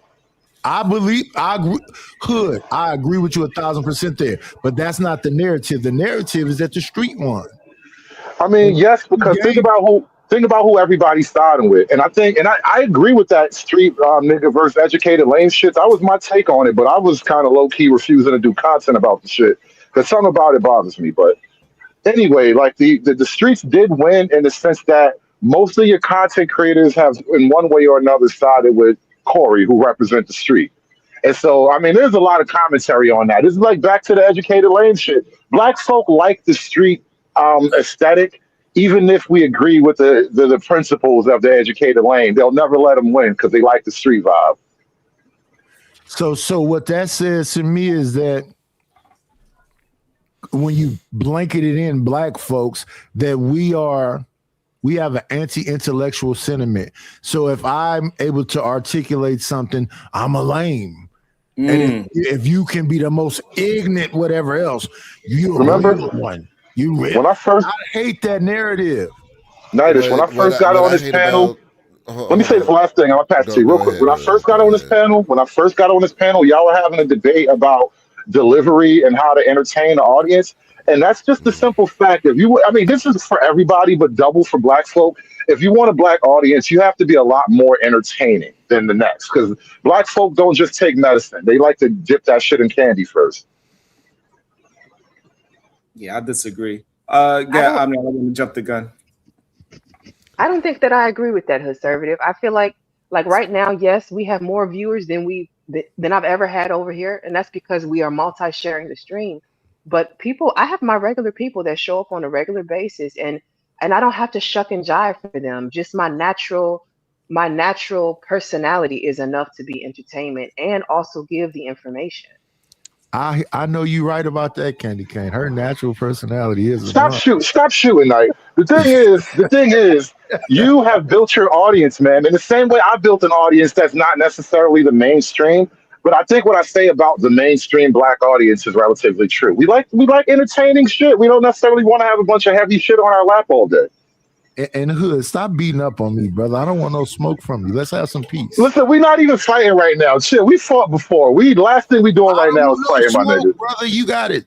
We're not fighting, bro. I'm just trying to get a word in edgewise. Okay, Margo. All right. So this is what I don't like about that situation in particular. For those of you that don't know and haven't been by my Omni Etc. channel, it's a gaming channel. Yeah, word up. You know what I'm saying? Also, Word Up Podcast for sure. So check out the Word Up Podcast if you want my social commentary. But I like to play games in my spare time. And one thing that I understand about gaming is class systems. You know what I'm saying? How they're built for a reason. You know what I mean? You have people that do range damage in the back, people that are more melee inclined, and fighters tend to stand in the front. What I don't like, when I say that, what I don't like that the black community does is they pick a school of thought, and that school of thought is supposed to be the ruling school of thought, instead of everybody doing what they do best, and we work together for the greater goal, which is what I see in video games. You know what I'm saying? Everybody works towards a goal based on their class, based on their role. But I think we do, in our community, we do what is, okay, educated lames, y'all gonna have to stay to the back. Nerds have no place in the black community. Y'all don't do nothing. Y'all don't help nobody. Shut the fuck up and sit down until we call on you. Or, you know what I'm saying, the reverse of that from the quote-unquote educated lames is, okay, you athletically inclined individuals, you niggas that love to fight, you have no place in the community. Y'all are supposed to shut the fuck up and do whatever we tell you to as educated lanes. I think it's destructive. I think we need to find a way to work together. I think everybody needs to have a role, pick their role, and know their role, and know what they need to do for the greater good of the community. That's what I honestly think. So that's why the infighting is what's destroying us. We're spending so much time competing with each other. We're not, and I just had this conversation with my gent the other day. We're not competing out there with other groups. With your what? Competing. With your country son. With your what? My gent. That's why I say, instead of saying, you know what I'm saying, my nigga, you know what I'm saying? Ain't that like a Florida word, man? They don't say that up here. I'm from Louisiana, so Florida adjacent, I guess. But yeah, we spend so much So I have time a competing question. with each other that we don't I mean, actually compete with other groups of people, and they're competing with us. But Omni, we need to do more of this right here. Yeah. So we all came over here to Candy today. We need to pop up on Sharon. We need to pop over on yours. We need to collab more so people understand that it's not just one voice. and I appreciate all of you being here. First of all, I do want to say that I thank each and every person who has slid through today, who's hit my panel, hit the chat, hit the like, sent a cash app. All of you, thank you so much. I do want to highlight this question. This is for the rest of the panel. Liberated Soul Rebel wants to ask you. He disagrees with the answer that Sharon gave and said for the other people on the panel. What are your thoughts on in regards to if Sharon's channel plays into the topic, which was rage bait content being detrimental? Oh yeah. All voice. Can you put that back up for a second? with- Sure. Yeah, With okay, rage so he bait- said F that. I can't accept that in dip, man. Oh my, we all into the hood kind of conversation. Because that was BS. For the other people on the panel, what are their thoughts in regards to Sharon's? I think Sharon is doing a Sharon thing. We should have all those different voices. Y'all want everybody to be one thing, and we are not a monolith. I don't agree with everything Sharon say, but he says enough things I do agree with. I think why Sharon gets that tag or whatever the charge is right now, which I tend to agree with, is that I've seen too many. All right, put it like this: today when we're talking about therapy, right? Several times I've heard you say the phrase "these men, these men, these men," and you'll title your show sometime. These men need this. These men should that. And so it creates a rage bait topic in and of itself by castigating all the men. As if when the dude read the definition of therapy, he said it's to fix a particular like an ailment or some type of condition, right? What is wrong with all black men? Because that's kind of that's the way you're titling approaches the subject, as if you're the one perfect nigga and all these men need whatever the fuck you have to offer, and it's a rage bait conversation after that. And I think the same thing about the term as a man. Whenever I see 19 Keys, Mike Rashid, and all them talk about as the alpha, the true alpha, as a man, it's the same thing. It's triggering. No, you know what's triggering? You know what's triggering, Nightish? Oh, Jesus Christ. What's triggering is me having to deal with Sharon when we're talking about abstract concepts when he doesn't know what an abstract is. That's what frustrates me.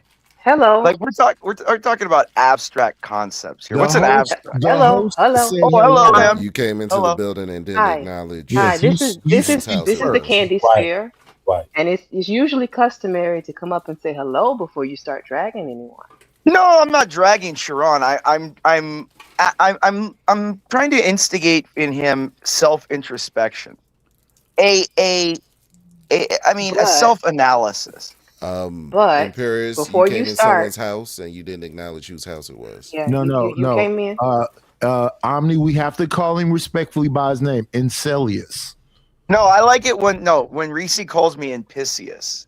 I like Impisius. Okay, so I'm not familiar with you, Imperious. I've heard your name throughout the spaces, but my name is Candy Cane. Welcome to my channel. I appreciate you coming through. And Incelius, she's sweet. So She sounds pretty sexy. I will say that her voice does sound pretty sexy. I'm sorry. I also have Gabe behind the stage. I'm bringing Gabe back up as well to the panel. And I didn't ask this brother multiple times, are those black Air Forces in this avatar? I believe this Imperious guy is, whatever. I'm just ignoring that. This dude drops N-bombs on black space panels. So only after people call me a just want to give you I just want to give you a heads up. First. Okay. I just want to give you a hands up, Candy Cane. So just saying. I appreciate that. Thank you, Gabe. So Imperious, this is not a gender war channel. This isn't like a rage baiting channel. I don't do the N-word here. Like, I facilitate conversations between people who can articulate themselves without having to insult each other.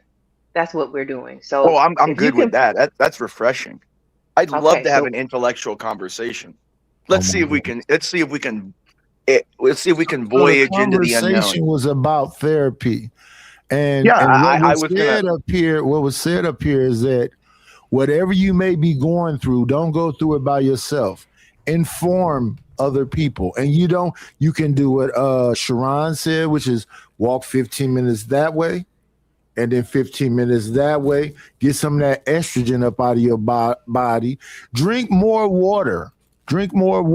Eat more vegetables. Are you gonna let him give his input, or are you rehashing everything that was said on the panel previous? Because I thought he was about to talk. Why are you talking? Because Imperius was about to talk about his perspective, and then you started to rehash everything that was said. So you protecting him? That is kind of true. Thank you, sir. Imperius? I'm just saying. He just started going. 1 second. Hold on. Before we get to any of that, Imperius, can you acknowledge the lady of the house? Yes. Good. Oh my God. Hello, Candy Cane. Or is that Candy Cane or Cane? What do I call it? I don't know what. it's what Candy Cane Lane. You can just call me Candy Cane. That's fine. Okay. Yeah. You know, if you're a cane. Well, I'm not going to make sexual innuendos yet. We'll this is you better not. This We'll Candy wait for Cane. that. We'll wait for that. We ain't gonna call you the C word. No, It's Candy Land. no, I was good. No, okay. Well, we'll move on from there. But I mean, in general, I think therapy. I mean, the overall therapy. You're talking about like self-care, just like maintenance of your mental and physical health. I mean, you don't need like therapy, like sit down cognitive behavioral therapy to have therapy. I mean, I would, a lot of men benefit from stoicism. You know what I mean? The ability to train. No, they don't. They suffer from stoicism. No, can you let him talk? Let him finish. Well, I think stoicism. Why do you keep defending Imperius? Because I'm trying to hear the perspective so we can move forward with the conversation, but you keep butting in and adding your commentary. Against me because I'm a guy. When you interrupt me, I don't even know you, man. I'm just saying. I'm trying to hear him out. 1 second, sir. If you're gonna do that, okay. say, God, night, can I speak? Then I'll listen. All right. Can we let him? If he did come up, he did come to contribute to the conversation. Can we allow him to go ahead and speak? I would like to hear him vampire, uninterrupted. Candy. You let a vampire in your house when you let Imperius up here. He may act. You see, and whatever else. See, Candy, he just don't let nobody talk. I don't think that's fair, Nightish, because he hasn't been here yet, and I know he's been around to other spaces. I've heard some things, but I'm not going to insult this man or label him until he has disrespected me. Okay. Imperius. Yeah. Can I just one tangent? If I was a vampire, would you call me Blackula, Nightish, or no? Because I think that would be or Vampire in Brooklyn. Make Remember your that movie? point. Don't make it about me. Okay. Anyways, no, that was a good movie. I was just saying. Okay. Anyways, yeah, I think therapy is just look. Men and women have different ways and different like needs, especially too. I think women have different kinds of like emotional and mental needs than men do. I don't think men always need to talk or express themselves verbally to other people, while men can physically exert themselves or have projects that like entertain their mind or keep their focus. I think women are more communal, where they need to talk or interact with people for, healing or whatever that. I think there's differences in that metric between men and women on what therapy or healing or self-care actually is. For example, like men, I think the problem is a lot of days now men are too emotional. We've been raised for 60 years on a female model. Like when you go to public school, you're raised on a model of how to teach girls, not boys. Like to sit there, like for example, little boys, when they're sitting there in their desk folding their hands in kindergarten and first grade, that's not normal. Little boys interact with their environment through touch, through physical boundaries, through understanding it in that way. Little girls are very able to be controlled and regimented in that way, to go down, sit all the same, that's how girls learn. Little boys learn through touching, through falling, through hurting themselves, through different models of the brain.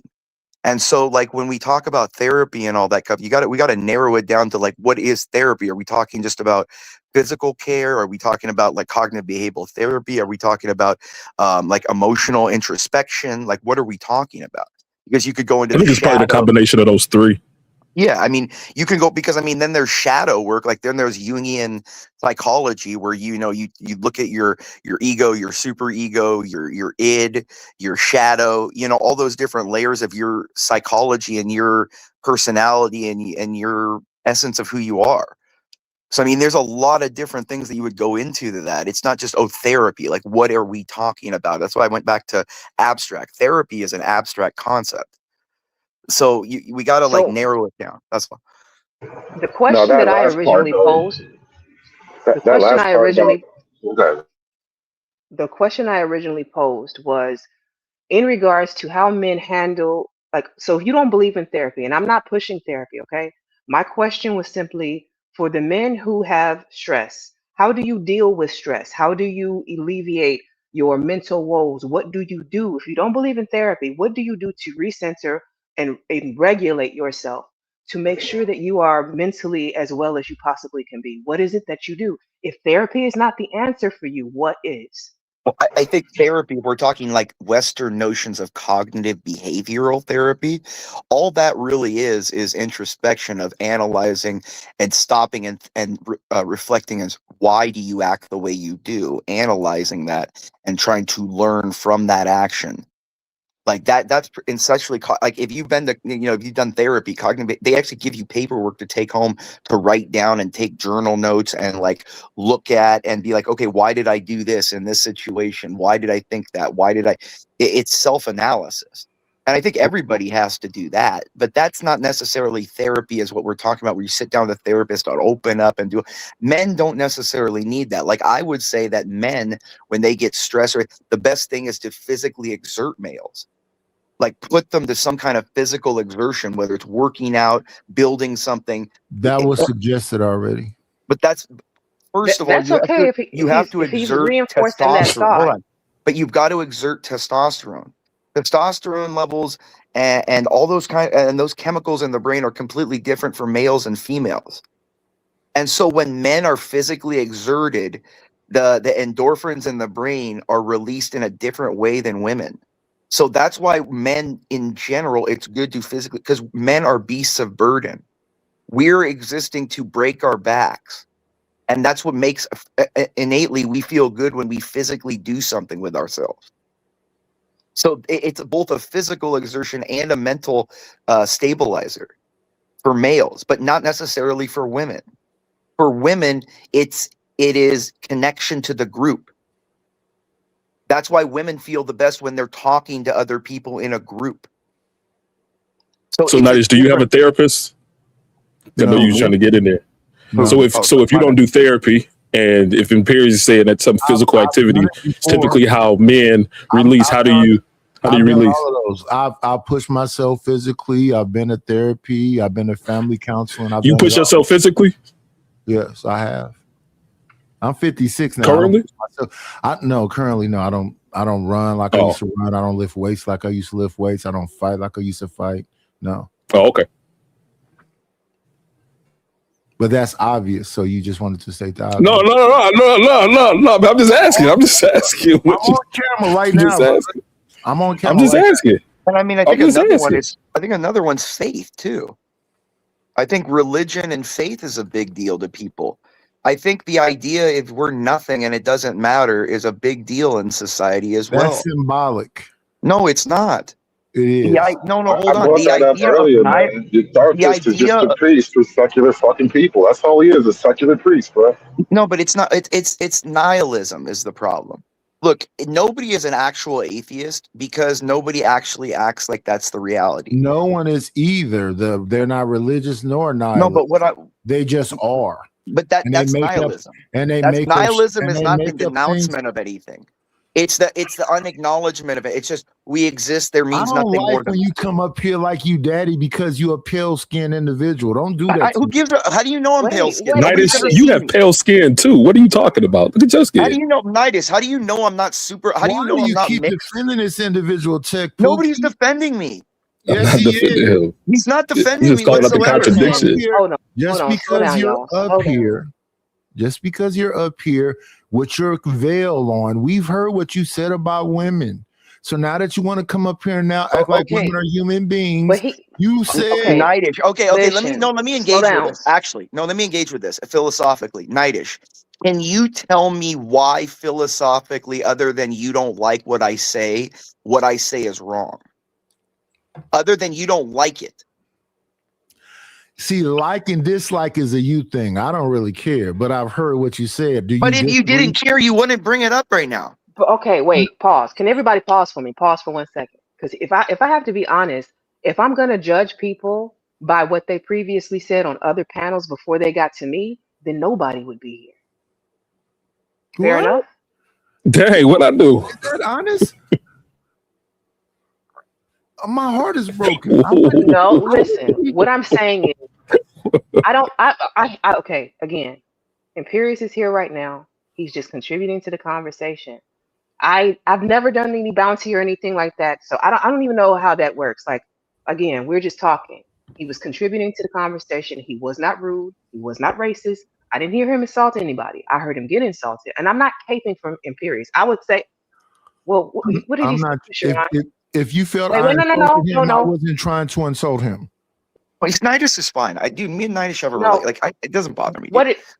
Hold on before you go, Imperius. Sharon, what did he say to you that I missed? Because I'm trying to keep up with everything.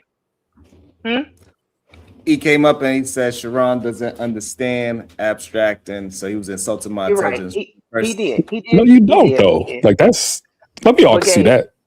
Gabe, come on. Listen. I didn't call him an ad hominem attack. That's Gabe, eh? I didn't ad hominem attack him though. I attacked his foundational arguments on how he stands on his foundation. Like I didn't make an argument like I said, Sharon's an artard that doesn't know anything because no. I made an argument against your foundation about you prescribing. Can you not insult him? I don't want anybody insulted. No, that's not insulting. You don't have to go that far. No, but it's not insulting. That's not an insult. For like, look, Sharon says like you should do this or you should do that or people should do that. To be able to prescriptively give an analysis like that, to say you should do this, you have to have a foundation, a solid foundation to explain why you're prescribing that, other than you yourself don't like it or it makes you feel good or you just respond emotionally or reactively to something. There has to be a reason why you think or believe something other than I just don't like it. And that's what I was trying to get to with Nightish. Nightish, you're saying I say mean things about women or whatever. Other than I didn't say anything about you saying mean things to women. I'm just saying that whatever character this is you playing today, this is not you. No, and it is me. No, it's a different. You know what? What I will say is, Nightish, I push. Everybody knows who has come around my space that I push for respect on these panels. I'm not gonna let y'all go at each other like that. Like, again, it's not a mudslinging channel. We can have a conversation. Am I being disrespectful? No. I'm not at all saying you are. I'm not saying you are. What I'm trying to explain is maybe that is the reason why Imperius is up here. Where you're saying he's sending a representative. Maybe he has gotten the vibe that he can't wild out like that. Well, it's the first time I've been on your show. I'm not going to come up here like ridiculous. Even at Sharon's show, Sharon, remember, first time I was on the show, it's pretty like cordial and stuff. So, like, no, I'm not going to come up on your first show and go nuts. I mean, you got to wait till like the second or third. I mean, just give him a chance. Like at least the second show to where, like I know the person. I can't just go and say the N-word the first time. It's like where you save something to everyone. You know what I mean? Come on, guys. I came up because I heard him say a word and I just wanted to explain it to the panel. You said nihilism. And I want you to explain what a nihilist is. A nihilist doesn't believe in anything. I didn't ask you that. This is what I'm talking about. Like, I wanted to. I know you, OG. Nihilism is a philosophical belief of nothingness. There's no meaning behind it. Everything's just random cause and consequence. There's no meaning behind things. It's just random chance. There's no a philosophical meaning behind anything. There's no. It's emptiness. It is it's knowledge value, baseless knowledge and values. That means the knowledge that is there has no actual larger reason. It's just there. Yes. French existentialism, Albert Camus, the book The Stranger, all of that kind of represents nihilism. And I didn't know that was gay based, so now I understand why you keep talking to me. All right. Come on, man. Come on. Don't keep it pushing. Nice to see you, Gabe. All right, so I do have Uda Can't on say here. the Uda, I same. don't know if you wanted to jump in. You've been sitting here quiet for a while. Also, Omni, you've been quiet for a while. I want to give you both the opportunity to speak if you have anything to say. Y'all just gonna skip past that? To skip past the nihilism? Yes. I'm forgetting what your original question was because it seems like we're taking a left-right turn. Yeah, it's been. It's about pain, corn for profit. So it's about using us in these was about situations. therapy. Yeah, no. We got it. It ended up there, but that's not what the original concept. Yeah, it wasn't about therapy. Well, but nihilism would mean that the pain that someone experiences is meaningless. It's just there. It's a reaction from nerves. The emotional pain is just an internalized chemical imbalance. It's not meaningful. It doesn't matter. Well, we're That's talking what about the profiting from pain. With Candy's perspective, it's like about solutions, etc. There's no room for that in nihilism. Right? Exactly. It's just But there's no we accept exactly. it. That's There's what I'm no- saying. You're that's why right. I'm bringing- Exactly. Exactly. I know, bro. That's why I'm here. That's why I came back, because I understand that shit. But it's like, okay, you can't have a productive, beneficial conversation, right?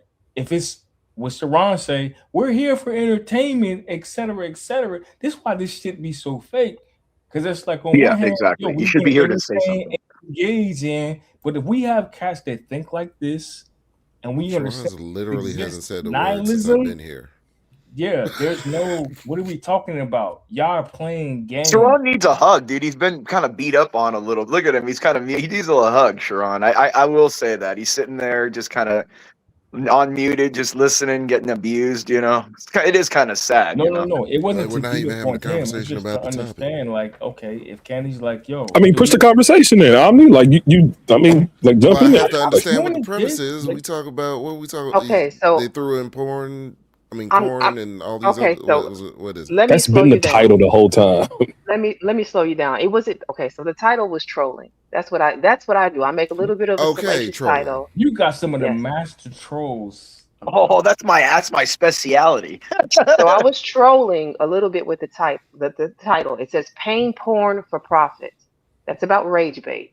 That was the whole purpose of that. Yep. Rage baiting, and I said that I do believe that it's a system. Oh, now I'm getting tongue tied. It's sinister systemic shaping. So essentially, what I'm saying is that the rage baiting content is impacting society. It's leaving a lasting impact. And that was the point of the stream initially. Now it has moved a few different times. I'm okay with it moving as long as we stay within the realms of we're not up here slinging mud at each other. That was the whole point. Okay, so Rage baiting is when it comes to rage bait content is just another form of marketing, emotional manipulation marketing. Okay, they get you to move how they want you to move, based off of manipulating your emotions. Once you understand that, you should be able to develop a sense of discipline so that you are not then manipulated through your emotions. So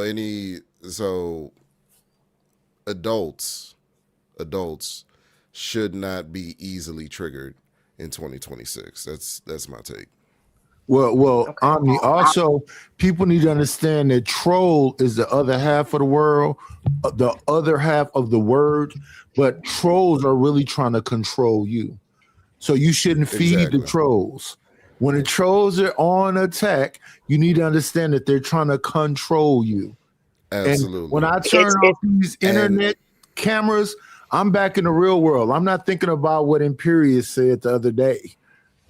Oh, yes, you are. Come on. Yes, you are. Like, literally, you came to the panel, and that's the first thing you talked about. Yeah, the first thing you talked about. This terminology troll actually comes from gamer culture.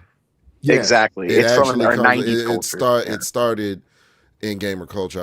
I was a part of many gaming communities. I just want to be clear. So nothing about this conversation is. I'm sorry, Naf. I was just talk over Naf because he just don't have no control. So you know what I'm saying? Again, those games that I play with the classes, they have trolls in them, and the troll at the bridge asking you the question, and So trolling trolling has been around for a while, and so it was a way for other gamers to get under each other's skin. And the thing that Knightish just said is a very old phrase: don't feed the troll, because the troll grows in power the more that you entertain the troll. The more that you acknowledge the troll, the more power they have over the conversation, and It's a feedback loop. The greater ability that they have to derail the conversation. Yeah, it's a feedback loop. It's so literally a feedback loop. People play GTA live when it's people from everywhere. It's a bunch of little kids calling you N-words and every single thing. They wilding out. If you don't understand what you're walking into, you will be highly offended. Yeah. Well, that's from the whole Call of Duty freaking Counter-Strike lobby when we were kids, dude. Like, I remember every single person I remember playing Counter-Strike when I was in high school, literally had the N-word in their screen name. Every single person had some form of the N-word. I can tell. Oh yeah. So why is it so effective? Let's keep pushing. Like, why is it so effective? Because people are soft nowadays. Because human beings, well, there's this softness, but it's more that we are in a society of conformity. I believe it's because people don't understand what Omni just said. They don't understand where it came from. They don't understand the purpose of it, and they don't know that the whole purpose is to make you feed them. If you get I don't know about to the trolls, I'd like to jump in real quick if y'all don't mind. Hold on, okay, go ahead, Sharon. I think I just lost the point. Wait, real quick, go ahead. The point of this whole thing was so we could get back to some kind of foundation where we just don't allow trolls to keep on controlling the algorithm. We need to do something to combat this algorithm of just people wanting to fit into a caricature of just being trolls. They don't have no substance behind they saying. Just come on a goddamn panel and just start hating on somebody where they're not even arguing what words I'm saying. They're just arguing whatever this narrative of Sharon Bracey is. Most of these men that be having these conversations that say they disagree, they don't even disagree. One person came up here and said how Sharon don't know what he's talking about, then go ahead and repeat exactly damn near word for word what I said. And so if we could just get into a honest mode and a base where we just paying attention to truthful things, and then we could just move forward instead of worrying about who the person that we like or dislike say it. If the person that you dislike say something, you want to go against it just because, which is just ridiculous. And it's just weird to see men do it on a day-to-day basis. And Sharon, I've had this discussion with you multiple times. It's just because it's you. No, but isn't that kind of a reflection of people can be infamous for effery and bull crap. Like, people can definitely be. These people. You said one sentence. What you mean? Lack of self-control. These people are people who are leadership in business and whatever else, but they get on this panel and they don't have no control over themselves at all. And what are you talking about? A lack of control? Wait. Please. Let's be very specific. And I'm not. Let's be very specific here. Like, what are you talking about? Come on, I want to be you both. Listen, I'll be quiet. I have no problem with being quiet when I'm being quiet. But when I'm talking, I don't want to fight with you to be able to talk. Come on, man. Just say your point, man. Y'all really don't have no argument against this man. Y'all just don't like the man. That's not true. Not true at all. So I think that a lot of time what happened. I think a lot of times people can be infamous for something, and that person goes from place to place to place in similar spaces, and they continue to peddle the same double talk and hypocrisy. I think, I didn't come up here to go at Sharon, but I think Sharon always shows himself. He's hypocritical. He talks about these solutions. He talks about these things that men need to do. But a lot of times he feeds into the trolling. He feeds into the effery. He feeds into the buffoonery and the rage bait that happens online. So nobody is targeting Sharon. I think that let me finish. Nobody's targeting Sharon. Sharon, let me finish what I'm saying, and then you can go right after me. Let me finish what I'm saying. I'm going to let Sharon for himself. He can speak. Sharon is here. what I'm not going to do is infantilize Sharon. He's a grown man and he's here. So he will be able to speak for himself. Let Gabe just get it out. Right, And but Sharon can talk Gabe for is himself. talking I about got me. one more sentence. I got one more sentence, Knight, and then you can just go right afterwards, or Sharon. And what I'm saying is that, oh my gosh, didn't she just say, "Let me finish"? So you talk about people controlling themselves, you can't control yourself. So stop talking Riddle me about me. that. Just talk about Sharon. Leave me out. I'm not talking about you. This is literally You all said about that Sharon. What are you? Here we go. started the conversation saying Nike is doing blah blah blah and Sharon. So if you're not talking about me, don't say my name. Just talk about Sharon. Gotcha. So what I'm saying is that people can be hypocritical and they show themselves eventually where they want to dibble and dabble into the trolling, the rage baiting, but then they want to talk about being solutions based and be serious. But the thing about it is that it's very difficult to go back and forth. You cannot go back and forth and be considered serious or people take you seriously. You want to be taken serious one day, but the other day you want to troll and sensationalize things. I think that that's the problem, is that people treat people exactly how they act. All right, Yeah, now, exactly. Sharon, Like you I don't on. expect people to not Hold hate on, me. Imperious, before you go, I want Sharon to get a chance to speak. Go ahead and rebuttal and say what you got to say, Sharon. So whenever somebody say I'm hypocritical, they don't actually have something that I say is hypocritical. They will go and say because I allow people on my panel and have discussions, or I engage with a troll, that's me being hypocritical. Me attempting to have a conversation with multiple personalities is me being hypocritical. But if you go by the words that I'm actually saying, not by other people's words, right? The same way how Candy Cane is not saying Purist can't be on her panel because of what other people said he's done in the past. She's going by based on what is going to happen right now. They want to try to give me as they use other people as a way to dislike me, and they have no real point in what they're saying. You got to go by the words that I am using to say that I'm hypocritical. So even on this panel today, you were saying that you recommend therapy for men because they have these issues, they have this and that going on. Somebody asked you, do you have a therapist and have you engaged in therapy? And you said no. And you said because of the process of elimination, if these men have nothing else that they could do to relieve their stress or not have any issues, then they need to go to therapy. Somebody who has no experience with therapy recommending therapy, that's hypocritical, Sharon. And that's why I say you're going to show yourself every time. And then we're going to call it out. But this isn't targeting you. This is targeting the crap that come out of your mouth.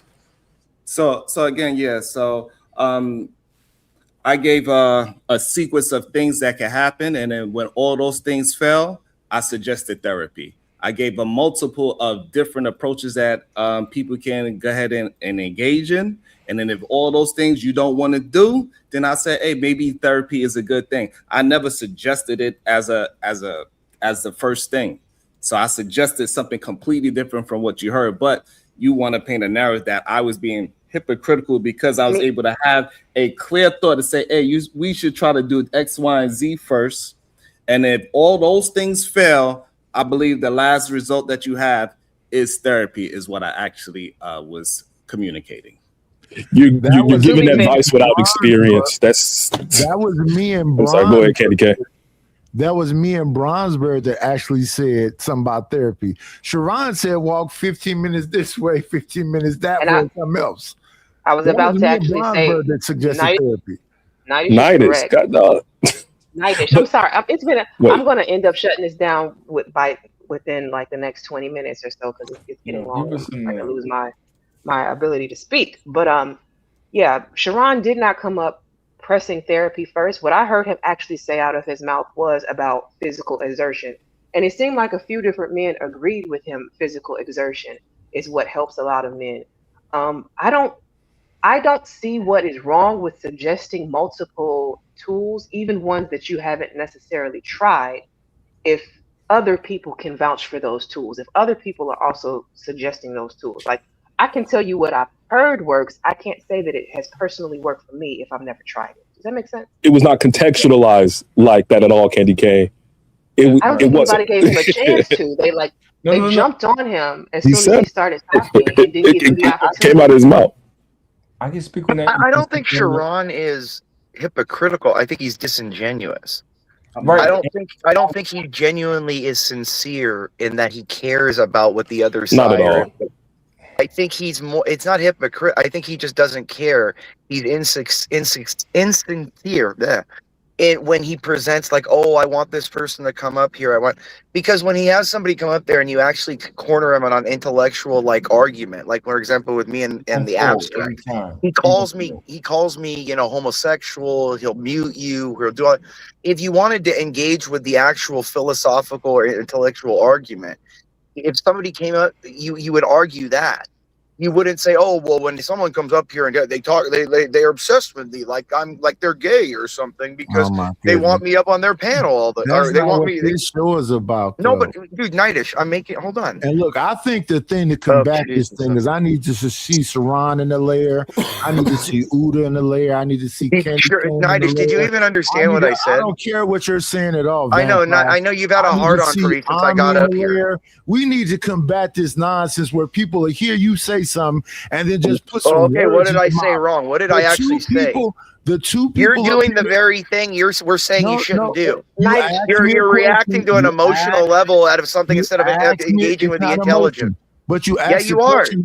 You asked the literally have a question, hard let on me for me answer ever it. since I got up You here. asked the question and let me answer it. The question was, you what did I asked me- say so right let me there answer that the had question. anything was incorrect? And What it's was my incorrect point. about what I said? You're an emotional individual. Talking What did about no? emotional What did I people. say? Listen, You're I an don't know. I don't. emotional individual that's Nightish. talking about See, emotional like, people. man, look, I'm Nightish trying to be very polite, but every time I talk, And I Nightish has a appreciate hard that. on. Nightish. Let Uda And talk. Imperious. No, I know Nightish. Who is the other dude? Nightish and Imperious. Before y'all go, I don't want to turn this into a fight if we don't have to. Like, No, for I'm real. not going to talk to Imperious no more. I want Uda to speak.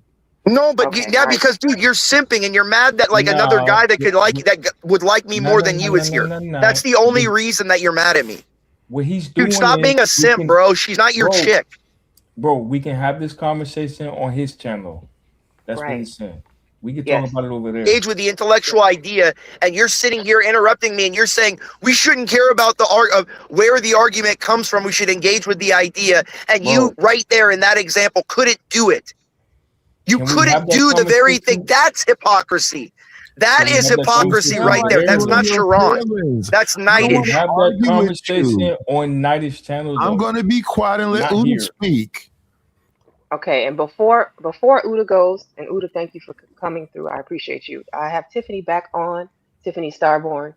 Uda, you are more than welcome to go ahead and jump in here. I appreciate you coming through. Yeah, man. I'll just be with the conversation, man. I don't want us to get always too far past what we're trying to get to. You know what I mean? As long as the people get the solutions, if we coming up with solutions or whatever we be coming up with, let us come up with those things. You know what I mean? As far as therapy go, I say, hey, if it works for you, it works. You know what I'm saying? I'm not against it as far as therapy goes. You know what I mean? I come from a place like the streets, bro. That's where I come from. You know what I mean? And a lot of times, if we had a way to talk about it, we would have never been unaliving each other out there. You know what I mean? I have a lot of friends that are not here on earth right now. And some of the rest of them are doing 10, 20, or 30, 40 years in jail, maybe more. So I think being able to talk and vent things out and be able to speak about things, maybe, because I've tried therapy before, I went there, but when I was even thinking about going there, you know what I mean, it wasn't for no emotional, no girl or nothing like that. But even when I was thinking about going there, being in my hood, they're like, come on, bro, you don't need no therapy. You ain't crazy, man. Shut up, man. You know what I'm saying? So that's kind of like the thought towards it. You know what I'm saying? So it made me kind of say, you know what? I don't know. Let me try it. Since it's like that, I said, no, you know what? Let me just try it. You know what I mean? But sometimes you need ways to vent. We need things, not just physical stuff. We need ways to vent. You know what I'm saying? This is why people is outside unaliving each other in my environment, in my neighborhood. You know what I mean? Because they can't speak on things that they actually feel. So even if you might try therapy, because however you could get it to vent and to speak, you know what I'm saying? It's a good thing. You know what I mean? But even if you try that, that might start to open up the conversation. Because when I went there for whatever I thought, like there was a lot of things that I was around. I maybe was partaking in some of the stuff too, but you know. But I got there and she started to ask me different things about, you know, like, what about like relationships? What about like stuff like that? And I began to start speaking about other parts of life too, which could kind of open you up to having certain conversations. You know what I'm saying? So I think you could take that from therapy. And just so I could build on that, that's why I said in the very beginning, I said that's why I mentioned have a journal so they could have some self-reflection, have a schedule for themselves so they can follow that. So if it strays off of that schedule that they plan for themselves throughout the day, they could get back to it. So I was given multiple of different avenues that you could do to try to regulate all these different things that happen to you as a human being. I mean, in general, also stay so busy, your mind has no time to think of the negative emotions. Like literally, there's an old saying called idle hands are the devil's workshop. Like if you're so busy and you're so worn out from all the shit you're doing, you start to forget the things that are bothering you, and time goes by and you're like, oh, I don't even remember that. Like staying completely busy and focused on one thing or a goal or something like where it takes up your entire mindset or your entire focus will make it so time passes and that emotion, that negative emotion, because remember, it's just a moment, time will pass. Emotions are just a moment in time. Hey, Candy Cane, hey, look, this is how close my journal is to me. My journal is right next to me, so I can write down the information that I have in my head so I could try to do some self-reflection about it either late on tonight or early in the AM. Right next. Salute to that though, for real, bro. But you know what I'm saying? Imperious, to me, right? Sometimes it's more technical, you know what I mean? In some ways, you know, because I think that, you know, people got to get it out though, regardless of the fact, I think that people got to get this out, you know what I mean? And, but how do you go about doing that? You know what I mean? How do you really go about doing that without getting into the real conversations? Because even if you go to even psychology, the 101 is like when you go into ACEs and the adverse childhood experiences and stuff like that, 90% of the issues that adults have came from childhood. Point blank. So even So even if I come at, like, let's talk about slavery, right? So let's think about we all traumatized from that. So to even go back and to even bring that, getting our mind out of this, you're gonna need some kind of thing, man, because it's trauma. It's all trauma. Whether we think we lived the trauma or not, we all are a part of it. We are. That's what I mean. I think the only way to do that is to so devote yourself or focus your mind into a goal or a concept that that your mind is almost numb to the outside or the effects of any kind of stimuli aside from that. Like I mean, if you want to look historically, the reason why Black people got through slavery, got through Jim Crow, got through the Black Codes, got through Reconstruction, got through all that stuff is because inherently they were very, very religious. Black people were very religious and they devoted their entire lives not to getting things or not even to their own. They devoted themselves to a higher power.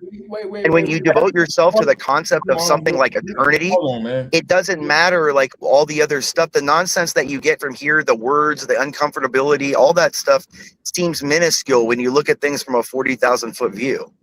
No, Andy, drag them over there, drag me over here.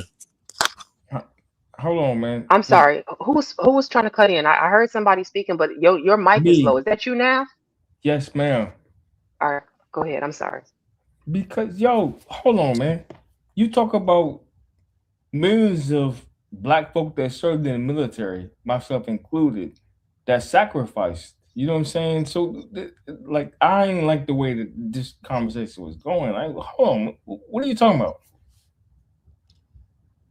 In which way? In which way, bro? In which way you mean? Because you saying like, in which way, so we can really understand what you're saying. Which way is like, all right, they already were like forcefully and then voluntarily, right? Because this is our country, right? I was one of them cats that was like, you know what? Maybe I should look to leave and go somewhere else. And then I start hearing other things and it made me rethink, like, wait a minute, y'all right. I ain't going nowhere because we put in our ancestors, etc. So I don't know what bro was talking about. I'm confused. Yeah. So I was just saying something else. That's what Y'all was confused before I interjected, like, but okay. So I see what you're saying. From trauma. I was just saying from a trauma perspective, even though none of us have been in slavery, we might think that slavery never affected none of us. And some people be talking like they never been affected by it. But we've been affected by it. We've been affected by systematic things that's been affecting us every single day. It's changing the way we live, the way we think, and everything around us and about us. You know what I'm saying? Unless you do some real digging, soul searching, researching history and all kind of things like that, then you start to unwash your brain or your mind out of certain things. But this is just conditioning at this point, you know what I mean? And that's trauma. We're conditioning the trauma. And this is why a lot of time we react and we act out the way we act on panels or in real life or in our relationships and all of those things. And it's based on some of those things. It's trauma, you know what I mean? I think though what in general all therapy does, every kind of therapy there is, every form of therapy teaches you that in the end you're in control with how any stimuli affects you. Whether you feel like you're traumatized, whether you feel like you're affected, whether it is all, if either of you are, even if you are, anything that affects you, you determine how much it affects you, and you determine how much it deviates your life from what you're doing. The essence of therapy is to help you understand in a cognitive way that no matter what happens to you, no matter what comes across in your life, you have the ultimate control of how those things affect you personally. Yeah, and I just want to. Sharon's next. Go ahead, Sharon. And I just want to build on like when we do have these conversations, we gotta also recognize the people that is just constantly trying to find a negative and a problem in every situation, right? I said that I have a journal, they want to call it a diary. But maybe they should just put out what's the difference between a diary and a journal, even though my brother Omni had his journal right next to him as well. Also, I got a plethora of books behind me as well. And it is okay for us men to recognize the difference between a diary and a journal, right? A diary is more of just jotting down what happened to you throughout your day or throughout something that's important to you, that is traumatic or fun, whatever that case is. But a journal is more about putting down your thoughts, going through it introspectively, so you can really focus on your thoughts, so you can focus on the next day or whatever your goals are. So that will be the difference between a diary and a journal. Just for the people to know. I just think we just get so caught up on words or this or this or that. Don't matter, man. It's about journalizing, writing down your thoughts, getting it out. I'm an artist. I'm a person that write music. I write scripts. I'm an artistic person. So I was given from born ways to vent out things that I go through. Some people don't have a vent. They don't have a way to get that out. They don't have a way to get their thoughts out. Some of my friends couldn't. He picked up a strap and he went to do that. They don't have a way to vent their thoughts. Sometimes you got to get to vent. That's why we hit these panels. You know what I'm saying? This is what happened. This is what this is. So this, it could be therapeutic. You know what I mean? But it's all about getting these thoughts out, because I think that's a lot of the problems that we have, especially from men to women. How do we communicate to our women? How are our women communicating to us? You know what I'm saying? This is what it all comes down to in a nutshell. How are we communicating to each other? Because a lot of problems or things that I went through, if I communicated in a different way, I don't think I'd have been in that situation at all. You know what I mean? So communication is a lot of times just the issue. So how do we communicate? You know what I mean? And communication is a skill. It's an art. You know what I mean? It's also a talent. You know what I mean? Because to teach someone, you got a classroom full of students. You got to be able to give them all 30 students this knowledge. One getting a spoon, one getting a fork. One, you got to give the knowledge by hand, because everybody can't process the knowledge the same way. You know what I mean? So I think communication, how we communicate, is a big thing. So can I speak on this? Because I've been disrupted for a minute. Shout out to Chanel. Before you go, Nav, let me, because Sharon been trying to tag in for a hot second. Let him go ahead and get his point off, and then I'm gonna let you go after. Sharon has been trying to cut in. Cutting in. Are you serious? You know what, Queen? You got it. No, listen. I'm trying to facilitate this conversation the best that I can. I'm always going to, you know what I mean? We here, Nap. I want to hear what you got to say too, bro. We here, bro. Absolutely. I want to hear what everybody has to say. That's why y'all are here. Sharon, would you like to go ahead and respond?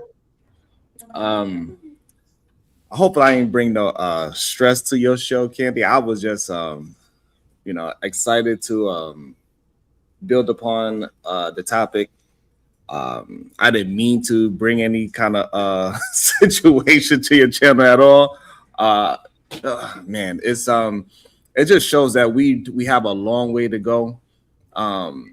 The people that complain the most about not having these conversations, or it seems like they are the main one that fight these same conversations. Like when we attempting to literally in real time build up a conversation that is centered around communication, moving forward without it being who's right and who's wrong thing. They are the main ones fighting against it. It's something that we gonna have to have a conversation about as well. Why do we want to focus so much on what is not happening? while it is happening. It is a weird thing to see it in real time over and over again when we say, hey, let's get together, let's have some intellectual fun. We can still have jokes and be funny. We can educate each other, still have a great time, laugh, joke, scream, yell, be passionate about it. And then while we doing it, they will tell you why we can't do it. And attack the person that would attack people that is attempting to do it. It's the weirdest thing. Man, I'm gonna have to write this down in my journal and do some focusing on this. Goddamn. Sharon, does your journal have a pink cover or no? No, don't do that. Naf, I want you to go ahead and go next because you were waiting and then Imperial. I appreciate that because that's exactly like, all right, we appreciate that. This is why you have no space in the conversation. You know what I'm saying? Like, we need a roof or something like that. You know what I'm saying? We call you. You know what I mean? Like some outside exterior. You know what I'm saying? Like, okay, I don't want to go into insults. I want you to go ahead. Oh, all right. You're right. Thank you. No. But the thing is, he is the idea, and he lives on that and says like, yo, this is about entertainment. You have cats that be like, yo, I don't have Sharon's following. I don't have, you know what I'm saying, his engagement. And they be on some, I want Black people to get together. Can we engage in this? Can we do that? And I'm not taking away from the fact that he doesn't, love and respect Black people, because that is what it is. But that entertainment stuff be hurting us, you know what I'm saying, to a certain aspect when we talk about, yo, we're trying to look for solutions and be like, yo, I need to know who's for real and who's not. You know what I'm saying? Okay, can I ask you a question there based off of what you just said? Would it be fair to say, because you're saying people with smaller channels who are actually looking for solutions don't get the support that Sharon is getting? Sharon is here supporting right now somebody with a smaller channel who is actually trying to facilitate that conversation. And this shuts everybody else down, because now nobody else can say nothing because it's somebody that's bigger than the smaller channels. They got to listen to what the other niggas say. Is that what I've done? I feel like I try to give everybody the opportunity to speak. I'm not saying you, but okay. I'm on YouTube. I'm on TikTok. I don't have if I really put money into these spaces, I can clear all you niggas out. But that's not what I'm on, because I understand the time it takes. I literally shot this type of content from my home. Like when I had you know what I'm saying, a studio, and was like, okay, this is what we do. That shit costs money. So I support anybody that's willing to do it, because it's not easy. I want that to be clear. It's not easy. And then on top of that, if you have government jobs or something that could be, somebody could be like, yo, I saw your video on YouTube or on TikTok or whatever. Now your livelihood is involved in it. That's something else you might have to consider too. That I support anybody that's willing to, have the conversation publicly, but I understand it doesn't come without a cost.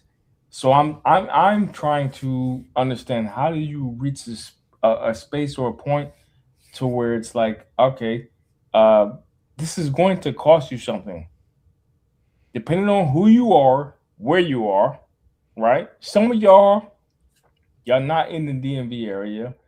Y'all might be in small towns or whatever. I know where Sharon is, but I kind of forget. And I make that on purpose because I like what he's doing and I want him to continue to do what he's doing. But if he's not in a metropolitan area where it's political, to where it's like, yo, he gets big enough, they can blow his shit up and change it. Like Candace Owens, gotta hire personal security and all that. I would never wish that on him. But that's where we're teetering at. So that's why I kind of like hesitate I'm a with these. little lost because it sounds like you low key are kind of saying that Sharon's gonna have like hitters out here for him. Is that what I'm hearing? He's not the only one though. Well, I hope that doesn't happen. No matter I what you may think of Sharon and his I'm not. That's what I'm saying. I'm not wishing that. What I'm talking about is the ability to have a open conversation without political association. That's what I'm trying to get at. And it sounds like misconstrued because I'm like tap dancing on it because of like I don't want to like be like, oh, I'm saying XYZ, but that's literally what it comes down to. It's like, yo, can you openly speak to and say something and you agree with this political party or you disagree with this political party? You know what I'm saying? Can you speak freely? We're talking about But I don't democracy. understand how we got here because we weren't really talking necessarily on politics so much. Like again, we started off talking about how rage bait content. So help me bridge the gap because I'm trying to follow you and I'm getting lost on the politics aspect of it. I tried to sneak something in there. I'm gonna fall back.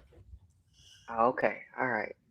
Does anybody else want to jump in? Uda, did you get the chance to finish your point? Omni, did you Omni want to could get speak? anybody, Sharon, Omni could get in. I'll get it back. So I'm gonna shut this stream down here shortly. I also want to say if any of you guys stream and are planning to go live next, I can go ahead and do a redirect so that you know the crowd comes with you. It's up to you. So I think we really got away from what the purpose, and this is why I was confused because it seemed like every time we were trying to, speak on the subject matter, we started having a conversation about the conversation, and yeah. So back to rage baiting. I think people need to develop, and it's not just black folks, even though I said black folks earlier. I just think adults in 2026 need to develop emotional fortitude. We talk about emotional intelligence all the time. I think that also needs to be laced with a sense of emotional fortitude. And what I do is whenever I see something triggering that triggers me, I go ahead and research it immediately. It helps me deal with, what it is. I've just trained myself to research the thing that I find emotionally triggering and then it's not triggering anymore because they're trying to get you in a gotcha. Again, whoever puts out the rage bait content, they're trying to get you to move off of emotion. And when we move off of emotion as adults, we understand. We see it with kids. When kids act out of emotion, they do what's not in their best interest. So as adults, we should know that when we're acting out of emotion, we're not acting in our best interest, right? So with that, we just need to develop emotional discipline and say, okay, that was insulting. That was emotionally triggering. What can I analyze about this piece of content? Is there any truth to it, or is it all BS and lies?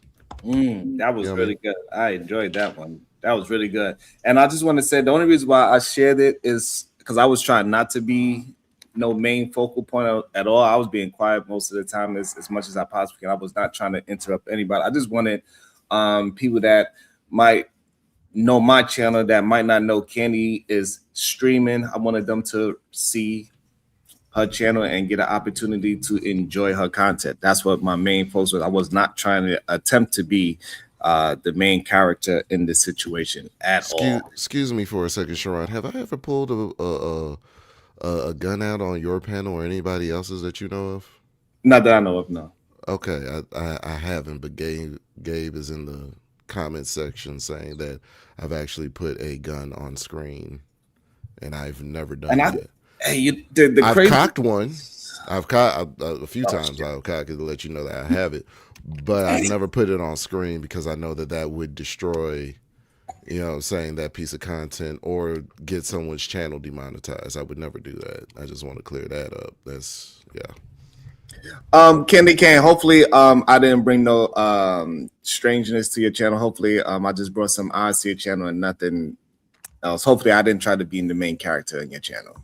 I didn't feel like you tried to be the main character. I felt like somehow or another the panel turned you into a main character. I don't feel like you came over with a takeover spirit. I do appreciate you coming up. You were respectful. We had a civil conversation. I mean, you did add to the content, and I appreciate anybody who can do that. You know, even with the people who have an issue with me letting Imperious up. Again, I am here to facilitate social commentary with the balance. I've never met Imperious before. This is his first time being introduced to me, my first time being introduced to him. Have I heard other people and what they had to say about this man? Yes. But my thing is always before I give you, before I allow anybody else's opinion of you to be my opinion, I'm going to formulate my own. I'm an independent thinker, y'all. I always have been. So unfortunately, that's going to rub some feathers. And I hope it's not going to chase any of my loyal day ones away. As you can see, the whole point of what I'm doing is to show that we can have conversations, we can have civil discourse, and have fundamentally different ideas and still get along. I think we demonstrated that in real time. And I think only DB described that what we need to be doing with each other, right? Because, you know, DB know who you are, but they know you stream. And just, you know, I want to, we need to just do a better job at respecting each other and helping each other build, because we have talent in our own, whatever they want to call it, space, sector, whatever they want to call it. To me, I think it's kind of nonsensical to call it, to limit ourselves to some kind. This is YouTube. YouTube is huge, and we need to help each other. That's how we get our, whatever y'all want to call it, section of YouTube to be huge. We could do it ourselves. Why Candy can't have the best Saturday night show? I don't see why not. Yeah, I think I'm just call it what it is. I put it on the screen. I think some people feel lesser than when certain personalities are present. But regardless of what, I just think that when it comes down to it, because sometimes you be like that. We on panels, sometimes people got smoke. It be like that, you know what I mean? It's energy, you know what I mean? And it carries on. But regardless of the fact, when we on these panels, there's still people in the chats that's listening to the conversations that's going to gain from it or not from it.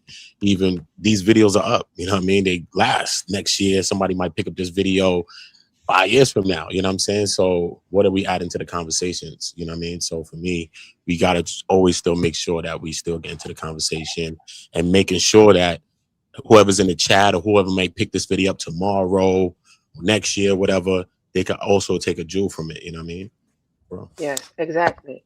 That's my goal here. Like the whole reason I started streaming was because I got tired of seeing the same old rigmarole. I got tired of men versus women.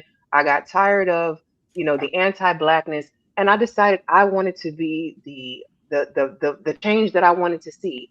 I didn't care how small I had to start. I didn't care if people weren't really vibing with the topics or the content. I felt like if I put it out there, they will come. And eventually people did start to come in. They started to understand. And for the people who want a break from whatever's going on in the space and they just want to come to a place where they can have a normal conversation without, you know, all kinds of explicitives flying back and forth, that's what we do. This is a chill spot. So if you want to consider it a chill zone where we can come, relax, rap, have conversations, and remember that we're human. I'm talking to you not as an angry black woman and you an angry black man. We're having a conversation. That's it. That's all I want to do. Absolutely, that's spot on. And that's how I build my podcast. I got people coming over there now, just off of the premise that I set up initially: wary observations, righteous discussions, unite people. It doesn't matter how long it takes, but people will come across it eventually, and people will gravitate to it. You just have to stand on your standard. Yeah, that's a good thing too. But it also comes with us sharing, supporting, sharing, hitting like buttons, doing the little things that's free.